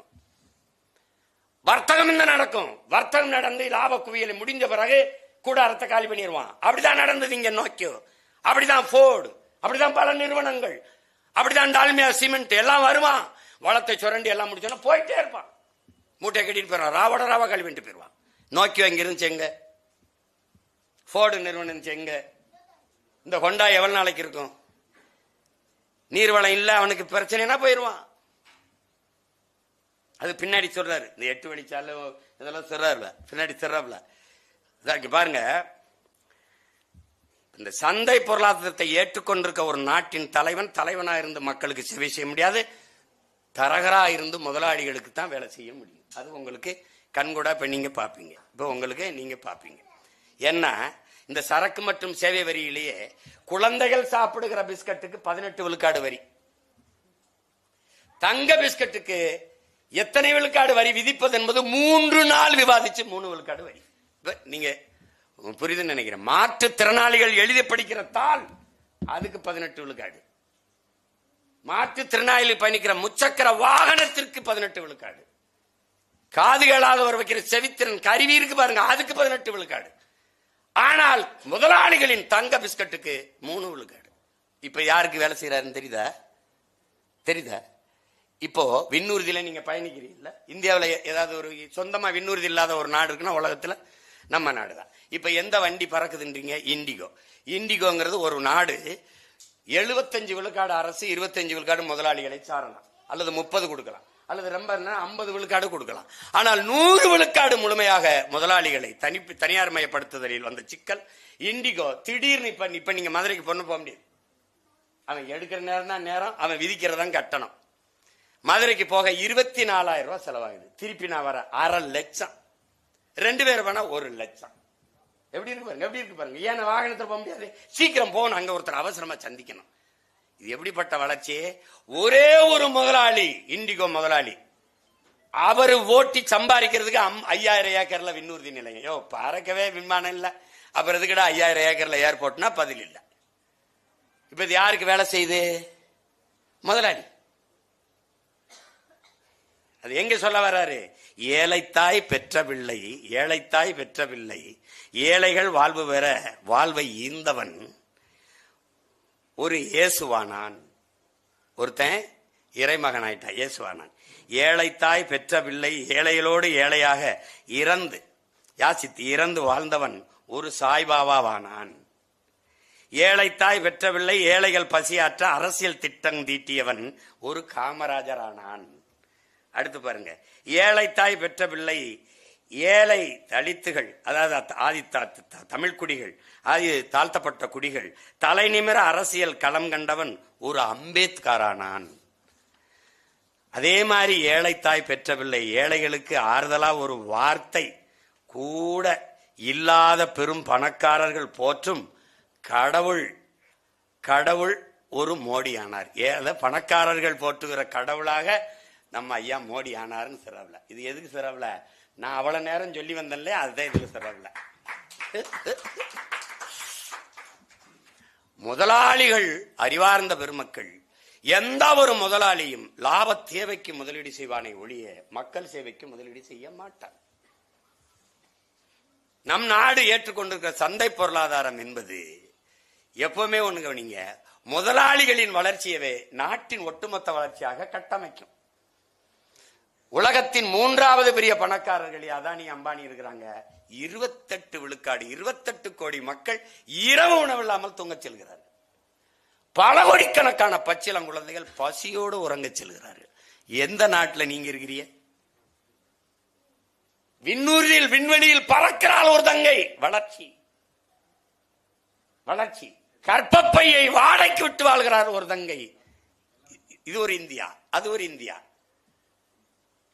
வயிற்று பசிக்கு உடலை இன்னொருவனுக்கு பசியாக்கி விபச்சாரம் பண்ணி வாழ்கிறார் ஒரு தங்கை. இது ஒரு இந்தியா. இதுல எந்த இந்தியாவில் நீங்க வாழ்கிறீர்கள்? இதுல எந்த இந்தியாவில் நீங்கள் வாழ்கிறீர்கள்? எப்படிப்பட்ட நாட்டில் நம்ம கட்டமைச்சுக்கிட்டு இருக்கு பாருங்க, எப்படி கட்டமைக்குது. ஆனால் அதானி ஒரே ஒரு கேள்வி, 100 நாள் வேலை திட்டத்துக்கு போற என் அம்மா கட்டுகிற வரியை, சரக்கு மட்டும் சேவை வரி, உப்பு ஊறுகாய் அரிசி பருப்பு எண்ணெய் நெய்க்கு எங்க அம்மா கட்டுகிற அதே வரியைத்தான் நாட்டின் முதல் பணக்காரர் அதானி அம்பானி மனைவியும் கட்டுகிறார்கள். அறிவு பெருமக்களே, வரி ஒன்றாக இருக்கு, வாழ்க்கை தரம் ஒன்றாக இருக்கா? பதிலாற்று இருக்கு, பதிலாற்று இருக்கு. எப்படி இருக்குது? பிரிட்டன் அப்படி கிடையாது.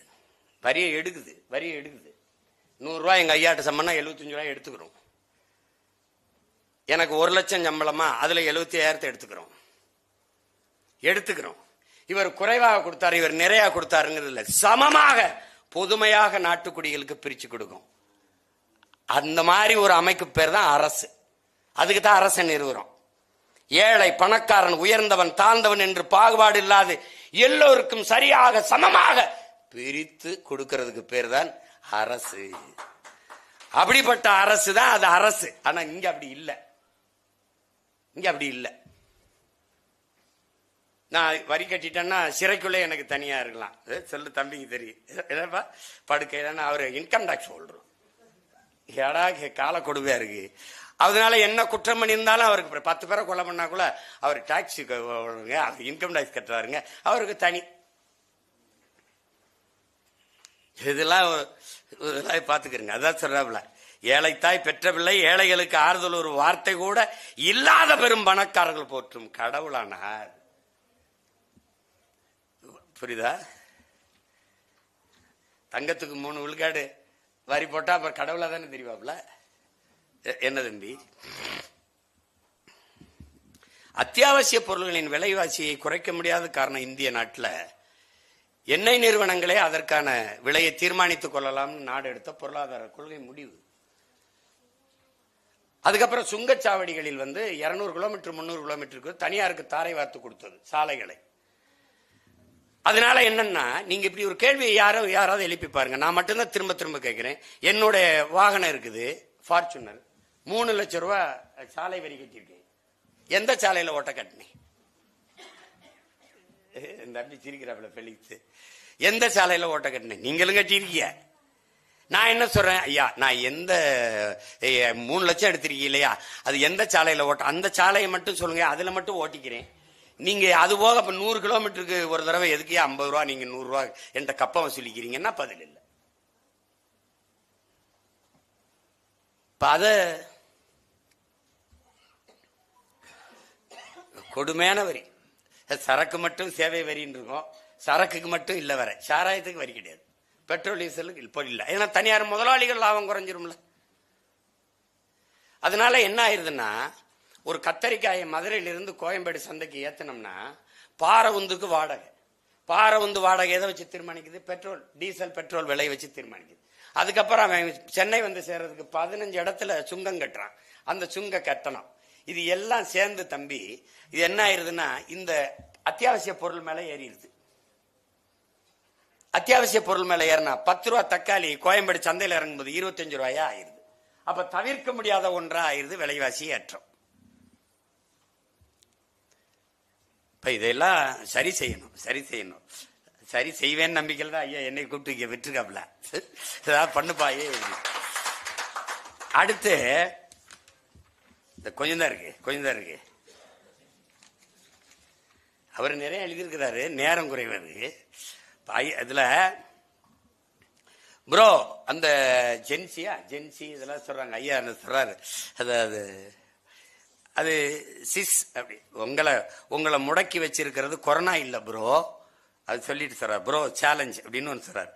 ஆனா ப்ரோ சிஸ் வேசக்கார நடிகனுக்கு உசுர கொடுக்கிற அவன் நாட்டை கொள்ளையடிக்கவா ஓட்டு போட துடிக்கிற தியேட்டர் இருள திரை ஹீரோ உருவுல உன் நெஞ்சுக்குள்ள ஆயிருந்த சேதாரம் உன் புத்திக்குள்ள பூத்திருச்சே பூசாரம் தலை வணங்கி மனம் புழுங்கி விழி விதுங்கி மதிமயங்கி உடல் கிறங்கி குடல் சுருங்கி குலை நடுங்கி உயிர் ஒடுங்கி அப்பனாத்தா சம்பாத்தியம் இருக்கிறவர்தான் உன் சொகுசு.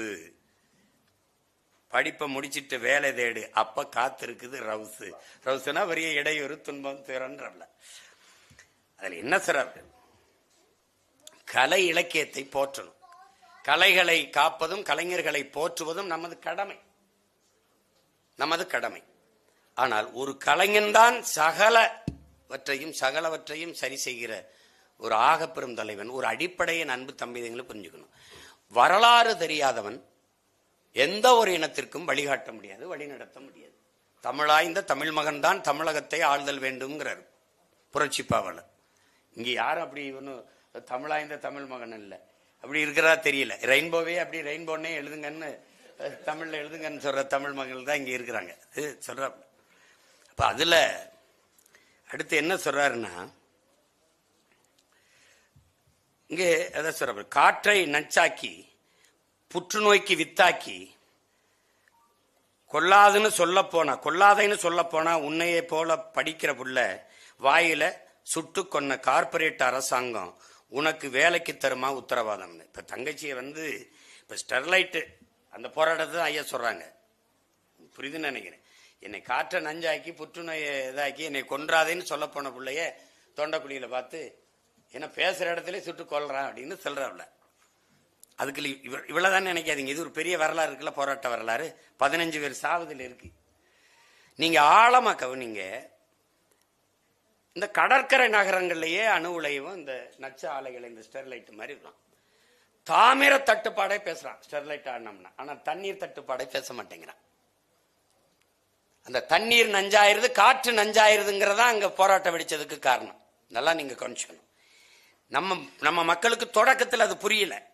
கொஞ்ச நாளைக்கு அப்புறம் நீர் வந்து ஒரு பழுப்பு நிறத்துல வருது, சோறாக்குனா எலுமிச்சம் சோறு மாதிரி வருதுன்னு இது என்னன்னு பார்க்கும்போது அங்க யுரேனியம் கலக்குது, அங்க நச்சு கலக்குதுன்னா மக்களுக்கு ஒரு விழிப்புணர்வு வருது, போராட்டம் வருது. அந்த போராட்டத்துக்கு பல போராட்டத்தில் முன்னின்று போராடியவன்கிற முறையில இந்த ஸ்டெர்லைட் படுகொலையில 3 மணி நேரம் நேர் நின்று நீதிபதிக்கு அம்மா மதிப்பிற்குரிய மாண்புமிகு அருணா ஜெகதீசன் முன்னாடி சாட்சியம் சொன்னவங்கிற முறையில நான் ஒருத்தன் தான் சாட்சி சொல்லியிருக்கேன். இதை சொல்ல கடமைப்பட்டிருக்கேன். இப்ப நீங்க பாருங்க, அந்த போராட்டம் மக்கள் புரட்சி அப்படிதான் வரணும். மக்கள் புரட்சி அப்படிதான் பார்க்கணும். இது ஒரு தலைவன் நின்று கொடியை தூக்கி கட்சியை காட்டி போராடல, மக்கள் தலைமையேற்று மக்களே போராடினா. லாவோட் சொன்ன சொல்றான், ஒரு நல்ல சமூகம் தலைவன் என்பது தலைவனே தேவைப்படாத சமூகத்தை உருவாக்க தாண்டா தலைவனின் வேலைங்கிறான். தலைவனுங்கிறவன் ஒரு தலைவனே தேவைப்படாத, ஏதாச்சும் வெற்றி அடைஞ்ச பிறகு நாங்களே இதை செய்து முடித்தோம்னு மக்களை சொல்ல வைக்கணும், அந்த தலைமை தாண்டா தேவைங்கிறான். அப்படி தலைமையேற்று மக்கள் வந்தார்கள். வரும்போது நீ எப்படி முன்கூட்டியே அவங்க கலவரம் செய்வார்கள் கணித்த? யார்கிட்ட பதில் இருக்கு? வருவது மனு கொடுக்க, மாவட்ட ஆட்சியரை பார்த்து இந்த நச்சு ஆலையை மூடுங்கள்னு பரிந்துரைத்து ஒரு கடிதம் கொடுக்க. இப்ப நீ என்ன செஞ்சிருக்கணும்? ஒரு இடத்துல தடுப்பானை போட்டு முன்னாடி யாராவது ஒரு 4 பேர் 5 பேர் வந்து நீங்க மாவட்ட ஆட்சியரை பார்த்து மனு கொடுங்க, முடிஞ்சு வச்சு பிரச்சனை. கொடுத்துட்டு ஐயா அதை நடவடிக்கை எடுங்கன்னு போயிருப்பாங்க. ஆனால் நீங்க முன்கூட்டியே கலவரம் செய்வார்கள் என்று எப்படி கணித்தீர்கள்? கணித்து ஆயுதமேந்திய காவல்துறை இங்க எப்படி குவித்தீர்கள்? சுடுவதற்கு வசதியா ஒரு பாறை வந்து மேல ஒரு வண்டி மேல பேருந்து மேல ஏறி நின்று எப்படி நின்னீங்க? சீருடை இல்லாம சரியா வசதியா டவுசர் விசர போட்டு ட்ராக் சூட் பண்ணி போட்டு வந்து உட்கார்ந்துருக்காப்ல. ஸ்னைப்பர் தொலை தூரத்துல இருந்து குறிவாத்து சுடக்கூடிய ஒரு கருவியை வச்சு காத்திருக்காப்ல. இப்ப கலவரமே வருது. அப்ப என்ன பண்ணணும்? தண்ணீரை பீச்சி அடிக்கணும், கண்ணீர் புகை கொண்டுகளை வீசணும், தடியடி நடத்தி கலைக்கணும். இதுக்கு பிறகுதான் நீங்க முடியவே இல்லை கட்டுக்கடங்கள்லாம் துப்பாக்கி சூடு நடத்தணும், இடுப்புக்கு கீழே சுட்டு அச்சுறுத்தி மக்களை களைய வைக்கணும். இதுதான் முறை. ஆனால் நீங்க எடுத்த உடனேயே எப்படி சுட தொடங்கினீர்கள். நீங்கள் சுடுங்கள் என்று உத்தரவு பிறப்பித்தது யார்? சுட்டு கொள்ளுகிற அளவிற்கு உயிரை மாய்க்கிற அளவுக்கு உத்தரவு பிறப்பித்தது யார்? எங்கிருந்து உங்களுக்கு அந்த சுட சொல்லி உத்தரவு வந்தது? யார் இடத்துல பதில் இருக்கு? இந்த சுட்ட அதிகாரிகள் மீது ஏதாவது நடவடிக்கை எடுக்கப்பட்டது இல்ல. அவ எப்படி இருக்கு பாருங்க. மக்களின் புரட்சியை அரச வன்முறையால் பயங்கரவாதத்தால் சுட்டு ஒடுக்கியவர்கள் புரட்சி தமிழன் என்று மக்களின் புரட்சியை அடக்கியவர்கள். அதை நான் வந்து 2 மாதத்தில் விசாரிச்சு நீதியை நிலைநாட்டுவேன் பேசினவங்க நாதியற்று போச்சு சனம். ஒன்னும் கிடையாது. அது என்ன சொல்றாரு பாருங்க. காற்றை நச்சாக்கி புற்றுநோயை வித்தாக்கி கொல்லாதைன்னு சொல்ல போனா உன்னை போல படிக்கிற புள்ள வாயிலேயே சுட்டு கொன்ன கார்பரேட் அரசாங்கம். இப்ப யாருக்காக வேலை செய்யுது? முதலாளிகளுக்கு. கார்பரேட் முதலாளி. இப்ப இவன் எங்க இருக்கான்? ஸ்டெர்லைட் ஆலைக்கு பக்கத்தில் இருக்கான், லண்டன்ல இருக்கான். அனில் எங்க இருக்கான்? லண்டன்ல இருக்கான். அப்ப அங்க இருக்கிற முதலாளியின் லாப தேவைக்கு இந்த அரசு நடக்குதுன்னா அது யாருக்கான அரசாங்கம்? அதான் இங்க சொல்லுது. இங்க முதலாளிகளுக்கான பெரும் முதலாளிகளுக்கான அதிகாரங்கள் கட்டமைக்கப்படுது ஒழிய மக்களுக்கான அதிகாரங்கள் இல்லை. அப்புறம் ப்ரோ அது சொல்ற அது தருமான அந்த கார்பரேட் அரசாங்கம் ஒன்று வேலைக்கு உத்தரவாதம் தருமா? உயிருக்கே தராத அரசு எப்படா உனக்கு வேலைக்கு உத்தரவாதம் தருங்கிறவள. அப்புறம் ப்ரோ சீஸ் வீடியோவை வைரலாக்க என்னென்னமோ செய்யற, செல்ஃபி மேல செல்ஃபி கிளிக்கி அப்லோடு பண்ணி தள்ளுற, மணிக்கு ஒரு ஸ்டேட்டஸ் மாத்தி கத்து காட்டுற, வாட்ஸ்அப் கத்து காட்டுற, நொடிக்கு ஒரு போட்டோ போட்டு மாசு பண்ணுற, இன்ஸ்டால மாசு பண்ணுற, லைக்ஸா அல்லுனா துள்ளி குதிக்கிற, நிறைய லைக்ஸ் வந்துச்சுன்னா துள்ளி குதிக்கிற, குறைஞ்சு போச்சுன்னா துடிக்கிற, ஹார்ட்ஸை எண்ணி நாள் பொழுதும் பொழுத கழிக்கிற. ப்ரோ சீஸ் கொஞ்சம் அங்கிட்டு சூடுங்கிறவள அங்க பாரு அப்படின்னு. என்ன மலையை பொழந்து முழுங்குறான். நான் முதல்ல சொன்னதான் கல்குவாரி ஆகிறது. உங்களுக்கு நான் பல தடவை மேடை வச்சிருக்கேன். எங்க பாட்டி எங்க அத்தையெல்லாம் கதை சொல்லும்போது தூங்குவீங்க. ஒரு ஊர்லப்பா ஒரு மலை முழுங்கி மகாதேவன் இருந்தான். இப்படி பாக்குறது நாங்க மலைய முழுங்குறானா என்ன? நீங்க பூதம் பூதம்பா அது முழுங்கிரும்பா. மலை முழுங்கி மலையை பொழந்து முழுங்குறான், மணலை திருடி கொழுக்கிறான். இதுல என்ன கொடுமைன்னு கேளுங்க.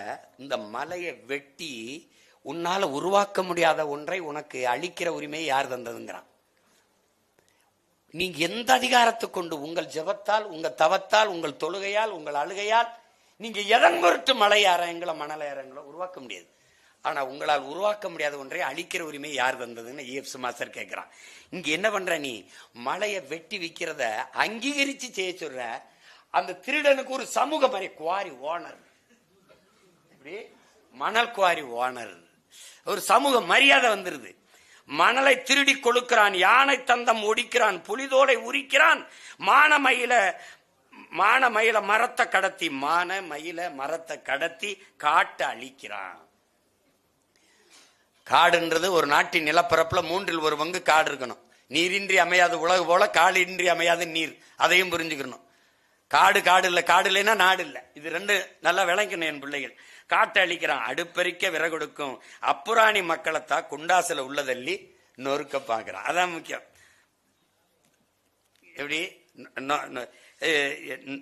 நொக்க பரவுறாங்கிறப்பல அடிச்சு நொறுக்குறாங்கிறாரு.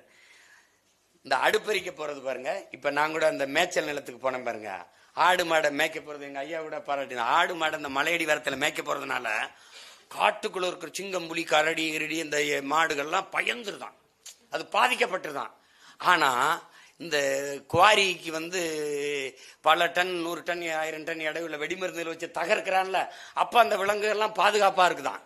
இந்த என்னோட ஆடு மாடும் போய் மேய்கிறதுல அது பாதிக்கப்பட்டதுதான். எப்படிப்பட்ட அறிஞர்கள், மேதைகள் கையில நாடு சிக்கிக்கிருச்சுன்னு பாரு, எப்படி இருக்கு பாரு. இந்த ஆடு மாடு எங்கிருந்து வந்தது? அங்கிருந்தா நமக்கு வந்தது. காட்டு விலங்கை வீட்டு விலங்காய்க்கு மாத்தி வளர்க்குறோம். அவன் காட்டுல அவனை நுழைய விடக்கூடாதுன்றாங்க. அதை என்ன சொல்றாரு? மலையை பொழந்து முழுங்குறான், மணலை திருடி கொழுக்கிறான், யானை தந்தம் ஒடிக்கிறான், புளிய தோலை உரிக்கிறான், மானமயில மரத்தை கடத்தி காட்ட அழிக்கிறான், அடுப்பறிக்க விறகு கொடுக்க அப்பாவி அப்புறாணி மக்களைத்தான் குண்டாசில உள்ளதள்ளி நொக்க பரவுறான். சுள்ளி பொறுக்கிறதுக்கு அடுப்பத்தைக்கு சுள்ளி பொறக்கிற வந்தவன காட்டுக்குள்ள வழக்க போட்டு உள்ள தள்ளி விட்டுருவான். இங்க விசித்திரமான சட்டங்கள்லாம் இருக்கும். குடிக்க போகும்போது நீங்க கார் ஓட்டிட்டு போகலாம், குடிச்சிட்டு கார் ஓட்டக்கூடாது. எப்படி இருக்கு? ஒரு சட்டங்கள்லாம் புதுசு புதுசா இருக்கும், ஒன்னும் செஞ்சுக்க முடியாது. நீங்க வயக்காட்டுல தார ஊத்துறான், விளைநிலங்களை எல்லாம் வீட்டு மனைகளாக்குறது, விளைநிலங்களுக்குள்ளே விரைந்து செல்ல சாலை நடுவீட்ட ரோடா மாத்திரான், 8 வழி 10 வழி ஆக்குறான். இங்கதான் நான் ஐயா பின்னாடி சொல்றாருன்னு சொல்றேன் பாருங்க, 8 வழி 10 வழி ஆக்குறான்.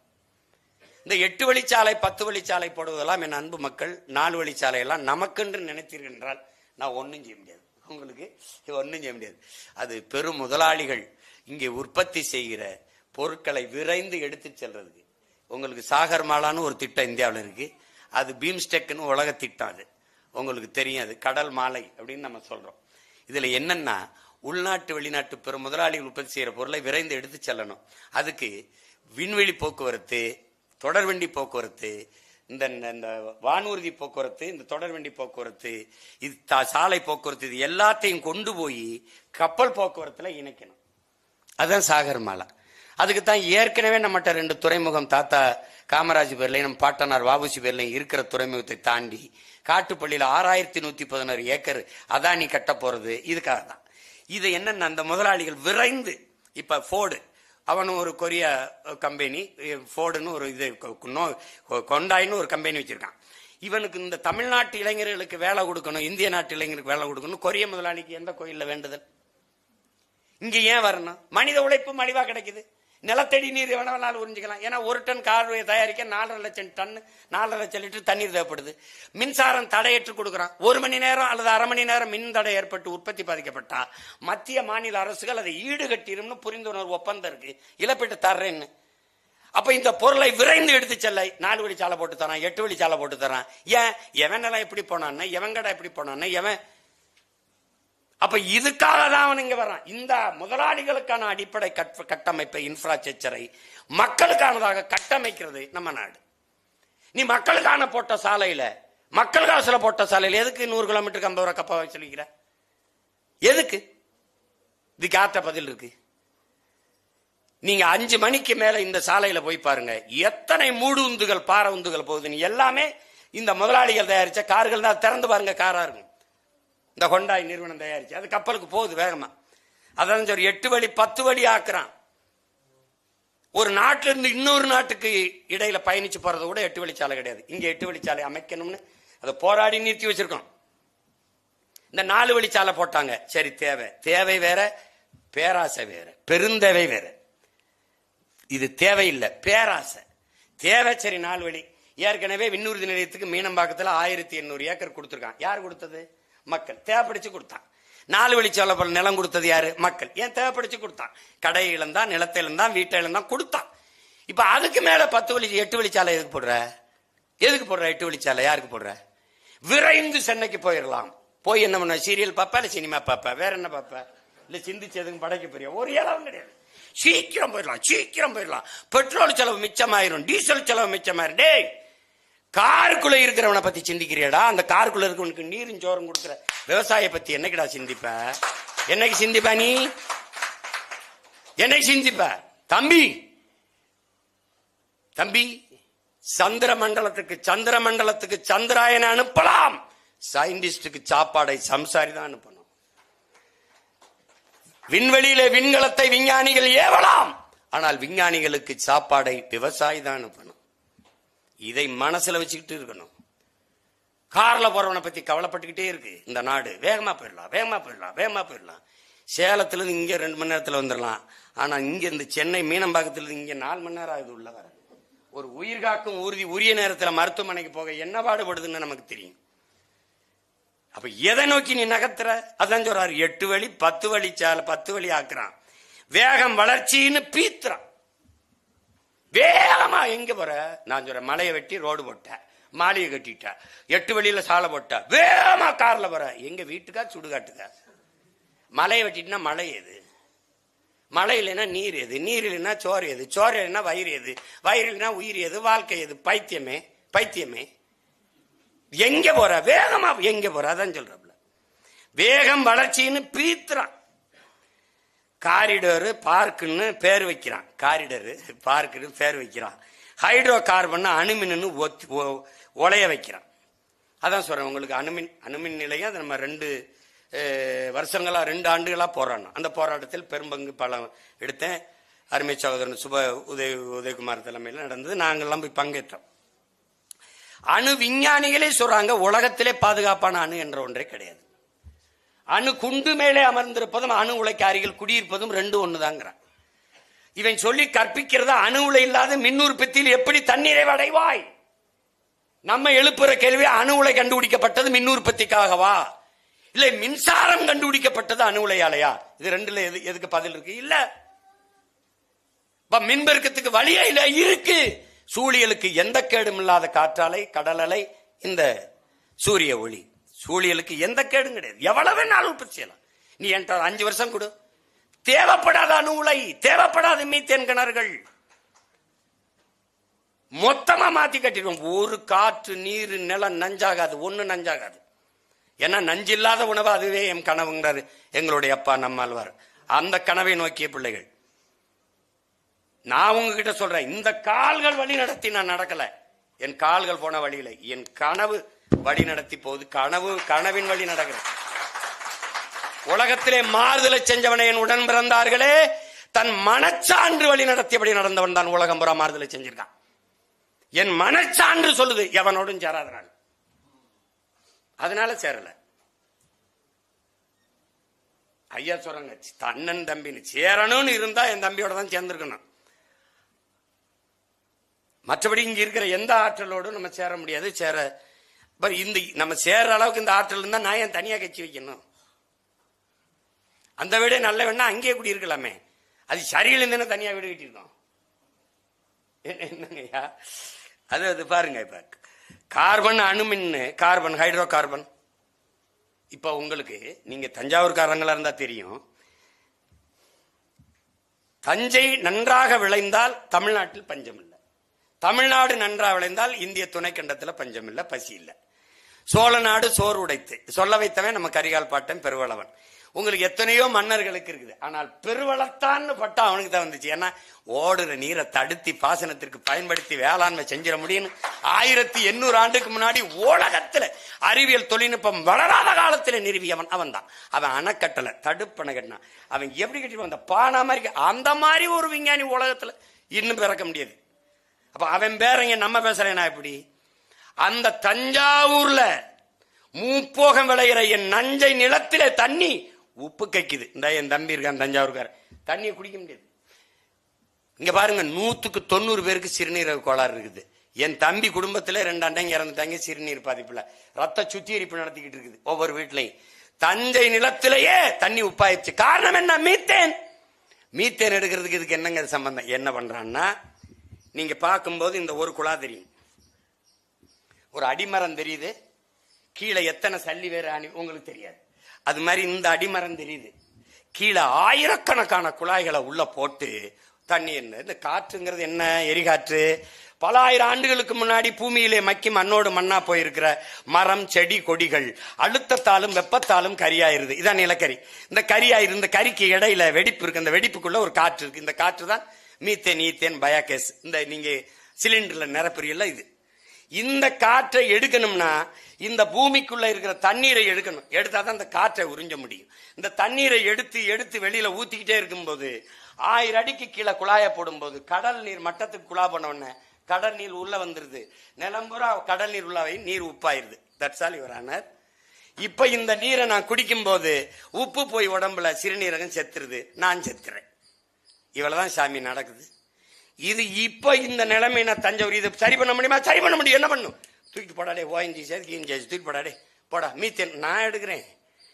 என் ஆடு மாட்டு கழிவு, மக்கிய இலைதலை கழிவு, மனித கிழங்கு எவ்வளவு வேண்டுமானாலும் மீத்தேனத்தை எடுத்துக்கொள்ள முடியும் என்கிற வாய்ப்பு இருக்கும்போது எதுக்கு என் தாயின் ஈரக்கொலையா இருக்கணும், இதயத்தை புடுங்கணும்? எதுக்கு அவளுடைய சிறுநீரகத்தா இருக்கணும்? அறுத்துட்டான். அதனால ஏன் சிறுநீரகம் பாதிக்கப்படுது. இப்ப அப்ப தண்ணியில நீங்க இங்க பாருங்க ஒன்றே ஒண்ணு சொல்றேன். இது என்ன இதுக்குள்ள இவ்வளவு கதை இருக்கான்னா இதை சொல்றதுக்கு தான் அவர் சொல்றாரு. அவர் இடக்கரை அடக்கிட்டார். அதுக்குள்ள இவ்வளவு செய்தி அதுக்குள்ள மடக்கி வச்சிருக்காப்ல.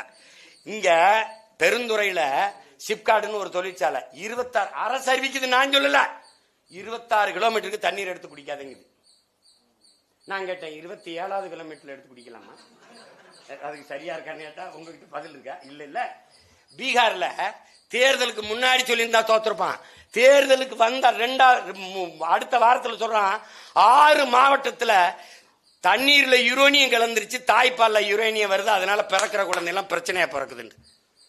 6 மாவட்டம் போயிடுச்சுன்னா அப்புறம் மீதி மாவட்டம் சரியா இருக்குன்னு நான் நம்பணுமா?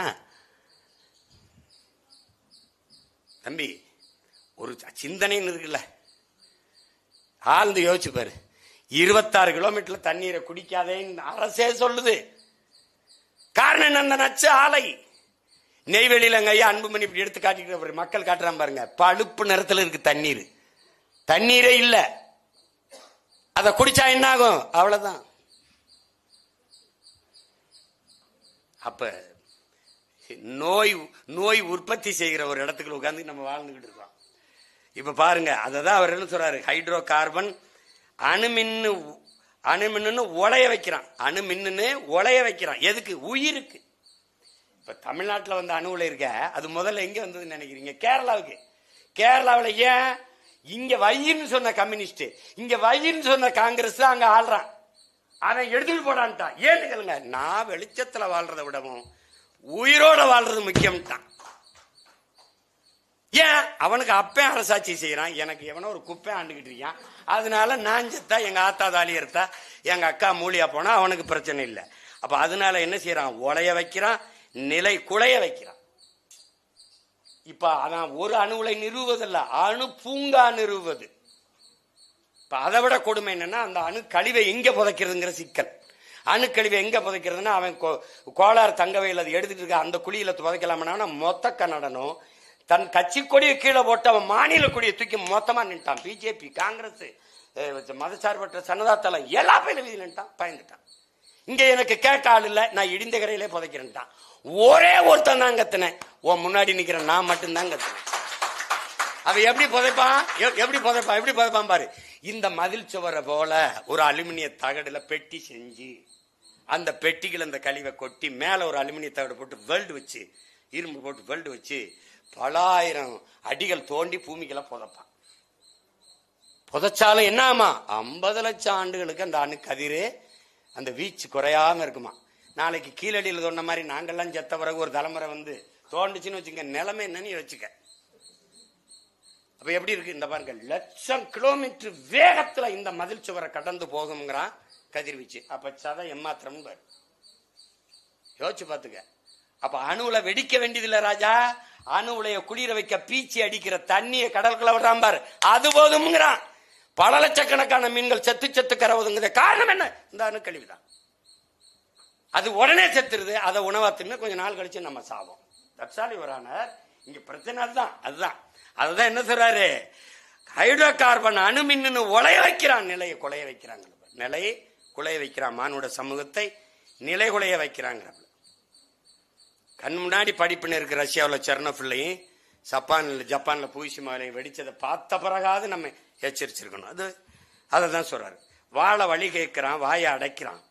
வாழ வழி கேட்கிறவன் வாயை அடைக்கிறான், கைய காலை உடைக்கிறான், அடங்க மறுக்கிறவன் சோழிய முடிக்கிறான். இதுதான் தேசபக்தி மந்திரம்னு ஓதுறான், சாணக்கிய தந்திரம்னு கூவுறான்.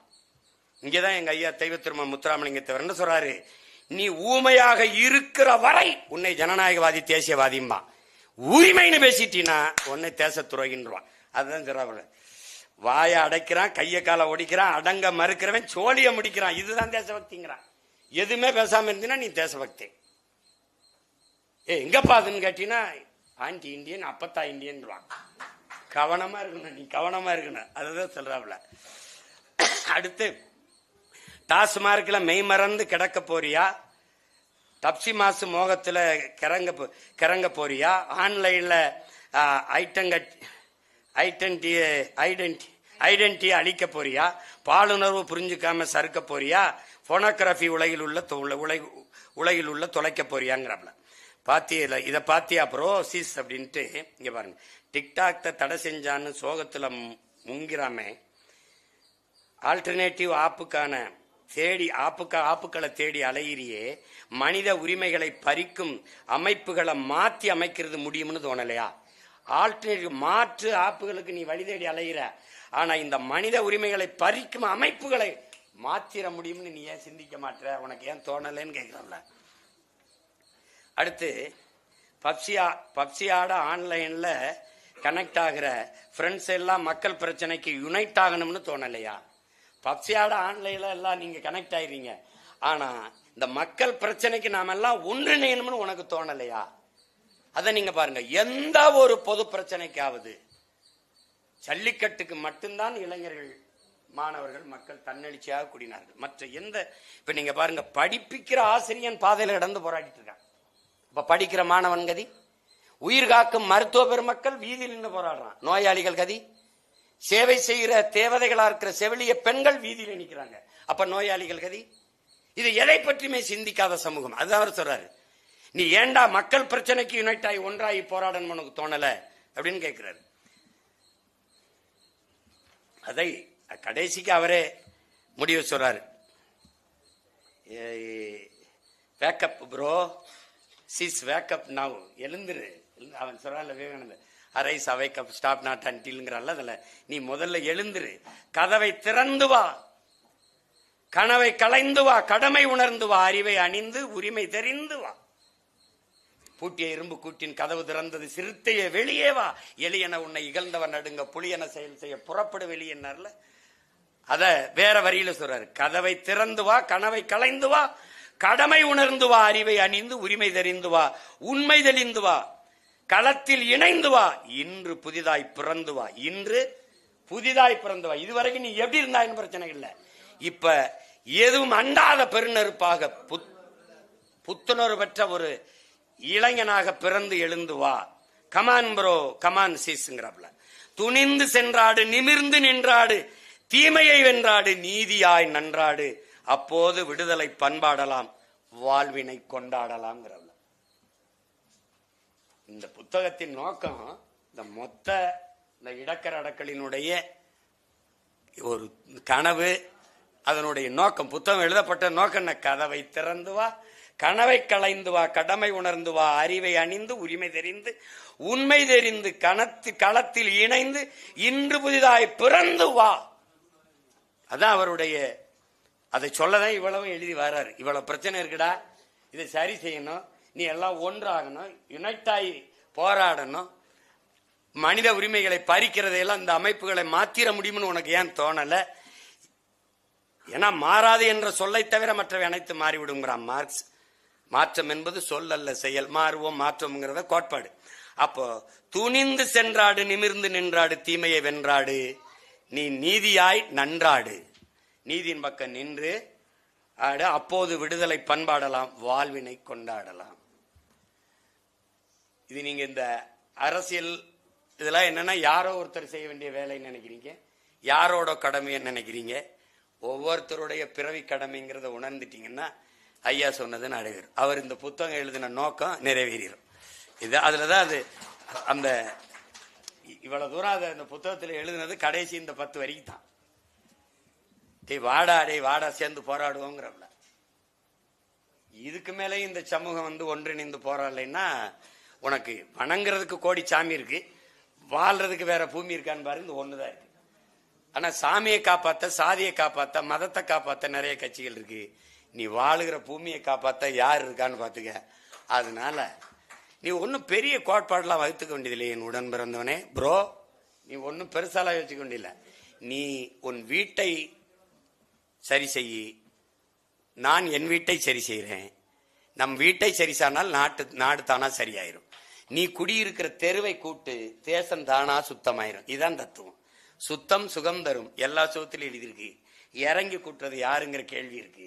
எவனும் எழுதினவன் கூட கூட்டல, வா நாம இறங்கி கூட்டுவோம்ங்கிறதா இருக்கிறது. அதை எப்படி சொல்றாரு பாரு.